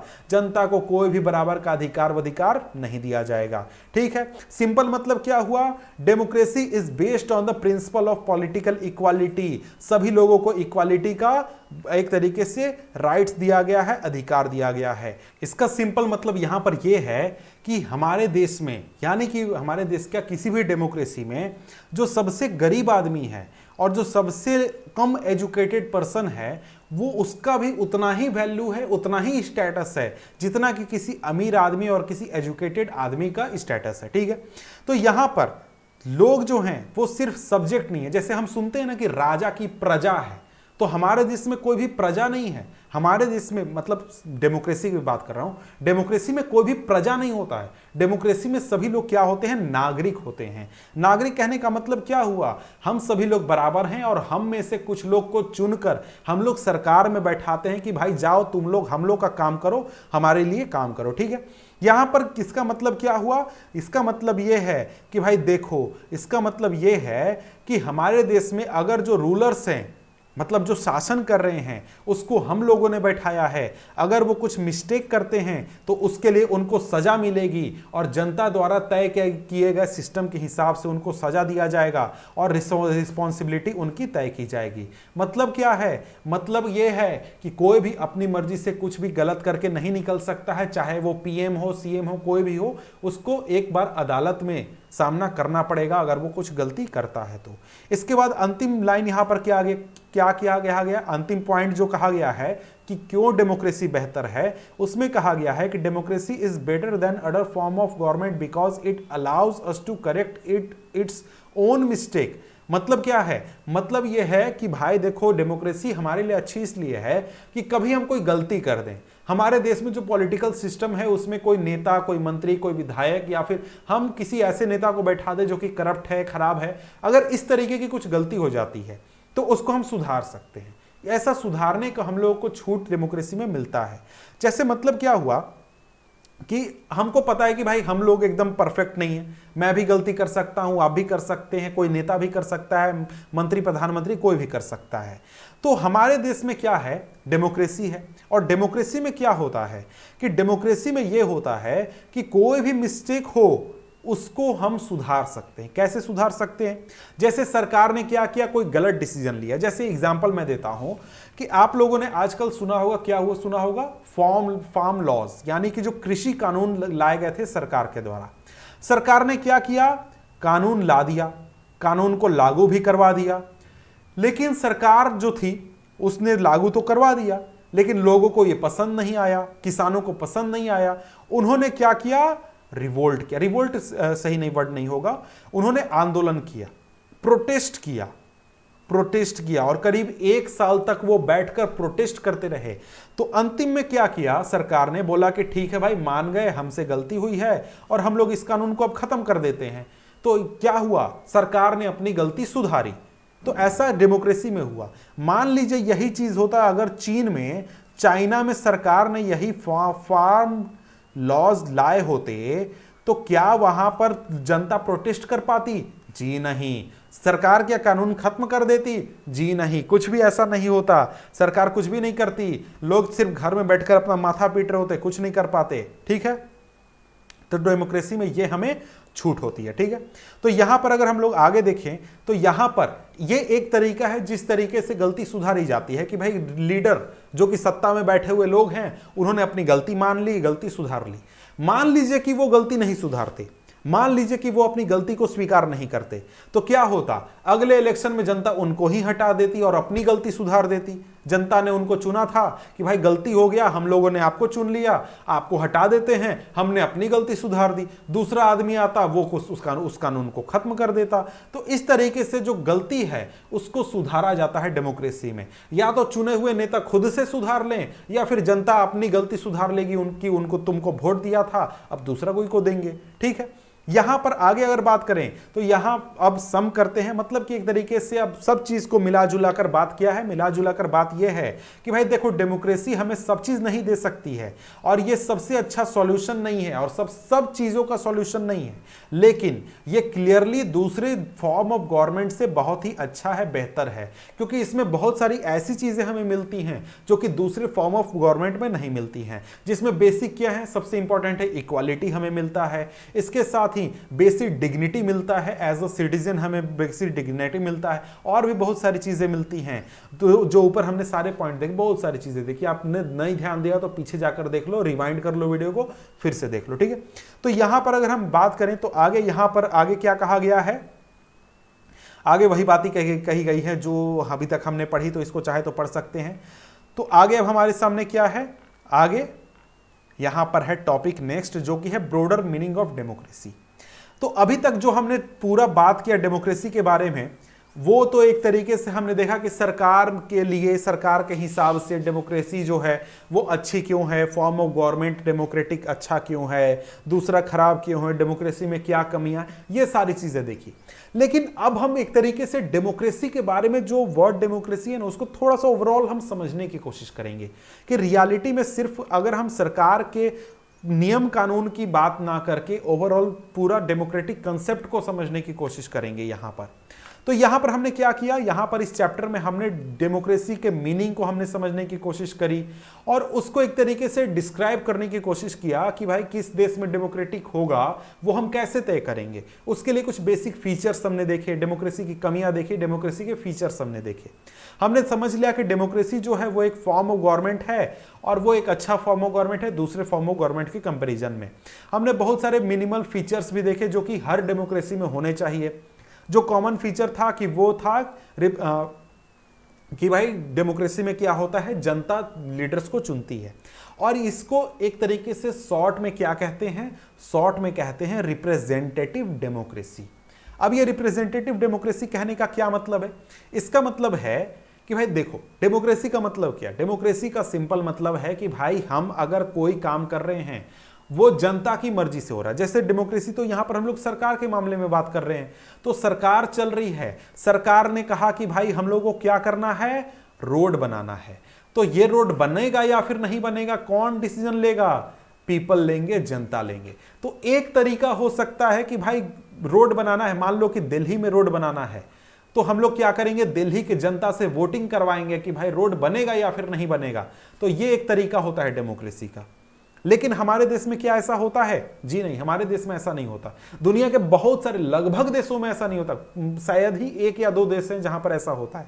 जनरली क्या होता है कि हमें क्या करना है कि हम लोग अगर सरकार चुनते हैं जो कि हमारे बदले में काम कर रहे होते हैं, उनको हम लोग वोट देते हैं। जैसे जो पीपल है, पीपल जो होंगे, जनता जो होगी, वो वोट देगी किसको, गवर्नमेंट को। गवर्नमेंट हम लोग चुनेंगे, गवर्नमेंट में कौन होंगे, पीएम होंगे, सीएम होंगे। जैसे अगर दिल्ली की बात करें तो दिल्ली में क्या होंगे, सीएम होंगे।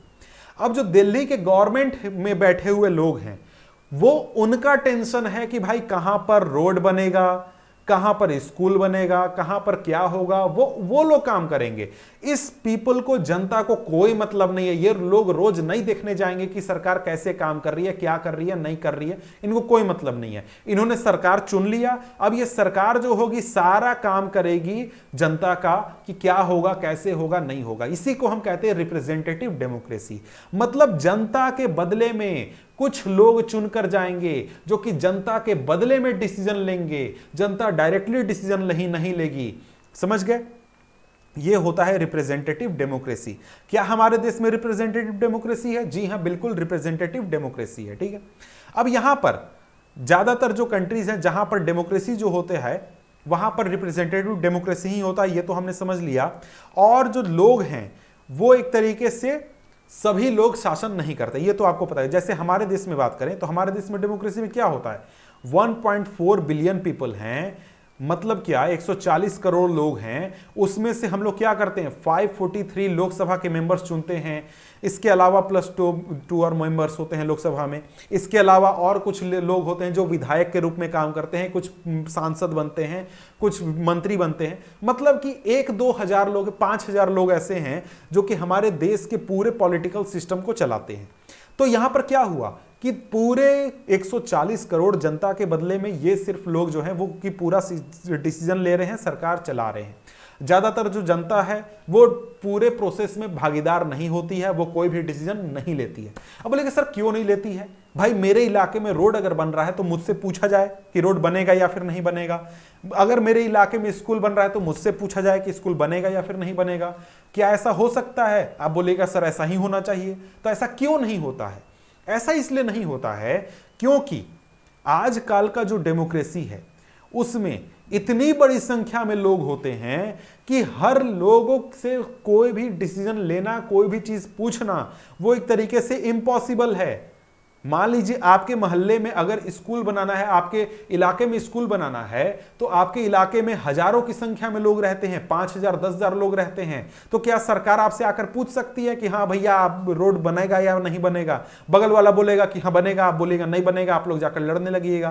तो बहुत तरीके के प्रॉब्लम होते हैं। फिजिकली इम्पॉसिबल है कि इस तरीके से पूछ पूछ कर सरकार काम करने पाए, पॉसिबल ही नहीं है। और आप आपस में मीटिंग करके ये काम नहीं कर सकते हैं, ये पॉसिबल ही नहीं है। इतना बड़ा हम लोगों का देश है, मैंने कहा ना 140 करोड़ देश है। अब मान लीजिए कि पाकिस्तान ने इंडिया पर हमला कर दिया, आप हम क्या फॉलो कर रहे हैं कि हर काम जनता से पूछ के होता है। तो क्या आप सबसे पहले आकर 140 करोड़ लोगों का मीटिंग बुलाइएगा कि पाकिस्तान ने हमला किया है, लड़ाई करना है या फिर नहीं करना है, क्या करना है? सबसे पहले मीटिंग होगा क्या 140 करोड़ का? जी नहीं, ये पॉसिबल ही नहीं है। इसलिए हम लोग क्या करते हैं, रिप्रेजेंटेटिव डेमोक्रेसी को फॉलो करते हैं। इसके अलावा मान लीजिए कि ये पॉसिबल होता, ये ऐसा हम कोई सिस्टम बना लें कि हम ये हर देश के हर एक नागरिक से पूछ सकें कि भाई देखो हमारा देश जो है उसमें कहां पर रोड बनेगा, कहां स्कूल बनेगा, वो हम हर एक नागरिक से पूछ सकें। तो क्या हर एक नागरिक के पास इतना टाइम है कि वो जाकर इस पूरे डिसीजन मेकिंग का पार्टिसिपेट करे इसमें, और इतनी समझ है कि हर टॉपिक के ऊपर अपना राय मशवरा दे? जी नहीं, बिल्कुल भी नहीं है। हर एक सिटीजन को ना तो कोई इंटरेस्ट है ये सारे प्रोसेस में पार्टिसिपेट करने का, और ना ही हर एक सिटीजन को कोई जानकारी है कि कोई भी डिसीजन कैसे लिया जाता है, क्यों लिया जाता है, क्या चीजें देखनी होती है, क्या नहीं देखनी होती। इस वजह से क्या होता है, इस वजह से जो लोग होते हैं वो रिप्रेजेंटेटिव डेमोक्रेसी की ओर जाते हैं, जहां पर कुछ लोग जिनको की जानकारी है, समझ है, वो सारे कामों को करते हैं जनता के बदले में। तो इसकी वजह से क्या होता है, हम लोगों को एक मिनिमल अंडरस्टैंडिंग हो जाता है कि भाई डेमोक्रेसी क्या होती है, वो डेमोक्रेसी कैसे काम करती है, और नॉन डेमोक्रेसी से हम डेमोक्रेसी को कैसे अलग कर सकते हैं। और इसके साथ ही हमें एक और चीज समझ में आता है कि हम एक डेमोक्रेसी और अच्छी डेमोक्रेसी में अंतर कर सकते हैं। मतलब एक डेमोक्रेसी, हाँ ठीक है भाई देश में डेमोक्रेसी है, लेकिन नहीं भाई बहुत अच्छा डेमोक्रेसी है, सब चीज अच्छा चलता है, एकदम झकास चलता है, एक नंबर चलता है। तो दो चीजें होती हैं, एक बच्चा पास हो गया 50% मार्क्स के साथ, और एक बच्चा 99% लाता है, तो दोनों बच्चे पास हैं, दोनों बच्चे क्या हैं, पास हैं। लेकिन एक बस पास है और दूसरा क्या है, टॉपर है। दोनों में अंतर है या नहीं है? बिल्कुल वही चीज यहां पर आपको बताने की कोशिश की गई है। अब देखिए यहां पर आगे कहा जा रहा है कि डेमोक्रेसी के और भी दूसरे चीजों पर हमें ध्यान देना चाहिए, जिससे कि हम ये समझ सकें कि भाई डेमोक्रेसी सिर्फ ये जो बेसिक रूल्स एंड रेगुलेशन ऊपर हमने समझी, सिर्फ उतना ही तक लिमिटेड नहीं होता है, और भी जगहों पर इसका इंप्लीमेंटेशन होता है। जैसे कई बार हम लोग बातचीत में क्या करते हैं, कहते हैं कि हमारा जो फैमिली है वो बहुत ही डेमोक्रेटिक फैमिली है। इसका मतलब क्या हुआ, हम लोग डेमोक्रेटिक प्रिंसिपल्स की बात कर रहे हैं कि हमारे घर में कोई भी डिसीजन लिया जाता है तो हर एक व्यक्ति से पूछ कर लिया जाता है, हर एक व्यक्ति से डिस्कशन करके लिया जाता है। इसके साथ ही आगे यहां पर एग्जांपल है, I don't like teachers who do not follow a student to speak and ask question in the class. I would like to have teacher with democratic temperament. मतलब क्या कि डेमोक्रेटिक आइडियाज के साथ टीचर होना चाहिए। मतलब क्या, मतलब कि हर लोगों के साथ डिस्कशन हो, डिबेट हो, बातचीत हो, यह होना चाहिए। One leader and his family members decide everything in this party, how can they talk of democracy. Democracy कहां है जब एक व्यक्ति और उसका परिवार ही सारा डिसीजन ले रहा है पार्टी का। तो डेमोक्रेसी क्या है? एक तरीके का विचार है जो कहीं भी इंप्लीमेंट हो सकता है, चाहे वो पॉलिटिक्स हो या फिर आपका घर हो, कहीं भी। डेमोक्रेसी, इससे आप बेसिक क्या समझे इन एग्जाम्पल से? बेसिक ये समझे कि डेमोक्रेसी का मतलब क्या है। डेमोक्रेसी का मतलब ये है कि a democratic decision involves consultation with and consent of all those who are affected by that decision. मतलब कि डेमोक्रेसी का सिंपल मतलब है कि भाई देखो, अगर हम कोई डिसीजन ले रहे हैं तो डिसीजन लेने समय हम ये ध्यान रखें कि उन सभी लोगों से हम सवाल पूछें या फिर उन सभी लोगों से हम डिस्कशन करें जिनके ऊपर हमारे डिसीजन से फर्क पड़ने वाला है। मतलब क्या? मतलब हमारे देश की जो सरकार है, अगर वो कोई डिसीजन ले रही है तो फर्क किसके ऊपर पड़ेगा? जनता के ऊपर पड़ेगा। इसी वजह से जो जनता है वो सरकार चुनने का काम करती है कि जो सरकार है वो जनता के हिसाब से काम करे और जनता के बातों का हमेशा ध्यान रखे। ठीक है, यहां पर आगे कहा जा रहा है, those who are not powerful have the same say in taking the decision as those who are powerful. मतलब इक्वालिटी का कंसेप्ट क्या है कि जो कमजोर है उसके पास भी उतना ही बोलने की आजादी हो, उतना ही पावर हो, उतना ही वोटिंग राइट हो जितना कि एक पावरफुल अमीर आदमी के पास होता है। तो डेमोक्रेसी क्या है? क्या सिर्फ हम पॉलिटिक्स में अप्लाई कर सकते हैं? जी नहीं, हम अपने लाइफ में भी अप्लाई कर सकते हैं। कई बार क्या होता है, हम एक तरीके से sometimes we use the word democracy not to describe any existing government but to set up an ideal standard that all democracies must aim to become। कई बार क्या होता है, हम एक तरीके से बातें करते हैं कि भाई देखो, डेमोक्रेसी हमारे देश में कब आएगी? डेमोक्रेसी हमारे देश में रियलिटी में तब आएगी जब हमारे देश का कोई भी नागरिक भूखा ना रहे। हमारे देश में डेमोक्रेसी तब आएगी जब हर एक व्यक्ति को बराबर इक्वल रोल मिलेगा डिसीजन मेकिंग में। हम लोग को सिर्फ इक्वल राइट टू वोट नहीं मिलेगा। बहुत तरीके की हम इस तरीके के विचार की बात करते हैं। यहां पर क्या कहा जा रहा है? यहां पर सिंपली यही बात की जा रही है कि भाई देखो, डेमोक्रेसी जो है और भी लाइफ के दूसरे एस्पेक्ट में भी लागू होता है, वहां पर भी लागू हो सकता है। डेमोक्रेसी में हम लोगों को बहुत सारी बातें ध्यान रखनी होती है, जो कि जैसा कि मैंने बताया कि डेमोक्रेसी का बेसिक मतलब यही है कि भाई जिस व्यक्ति के ऊपर अगर कोई फर्क पड़ रहा है उस व्यक्ति के से सवाल पूछना कि भाई ये डिसीजन लूं या ना लूं। जैसे मान लो कि आप अगर लाइफ में अभी जैसे 9th क्लास पढ़ रहे हैं, 9th क्लास के पास बाद आप क्या कीजिएगा? 10th पढ़िएगा। 11th और 12th के बाद आप क्या कीजिएगा? आप पहुंचिएगा कुछ अपना लाइफ चॉइसेस करने के लिए कि आपको लाइफ में डॉक्टर बनना है, इंजीनियर बनना है या कुछ और बनना है। तो वहां पर आपके लाइफ की बात है कि आप लाइफ में क्या बनना चाहते हैं। तो आपके पेरेंट्स बोलेंगे नहीं नहीं, तुमसे क्यों पूछना है जी, तुम तो बच्चा हो, हम सीधे चलो तुमको क्या करेंगे, इंजीनियर बनाएंगे, सीधे चलो इंजीनियरिंग कॉलेज में एडमिशन करा देते हैं। तो क्या ये अच्छी चीज है? जी नहीं, बिल्कुल भी अच्छी चीज नहीं है। डेमोक्रेसी में क्या होता है कि भाई जिसके लाइफ के ऊपर इंपैक्ट होने वाला है उससे कंसल्टेशन होना जरूरी है। यहां पर आप जब जाइएगा 12th के बाद आप इंजीनियरिंग करने या फिर कोई और कोर्स चुनने, तो वहां पर आपके लाइफ के ऊपर इंपैक्ट होने वाला है। तो आपसे सवाल पूछना जरूरी है कि भाई क्या डिसीजन होना चाहिए। यही टेम्परामेंट डेमोक्रेसी कहता है कि जिसके लाइफ के ऊपर इंपैक्ट होना है उसके मर्जी या फिर उससे एक तरीके से अंडरस्टैंडिंग होना जरूरी है कि वो क्या चाहता है। यही एक तरीके से डेमोक्रेसी का बेसिक आइडियल है।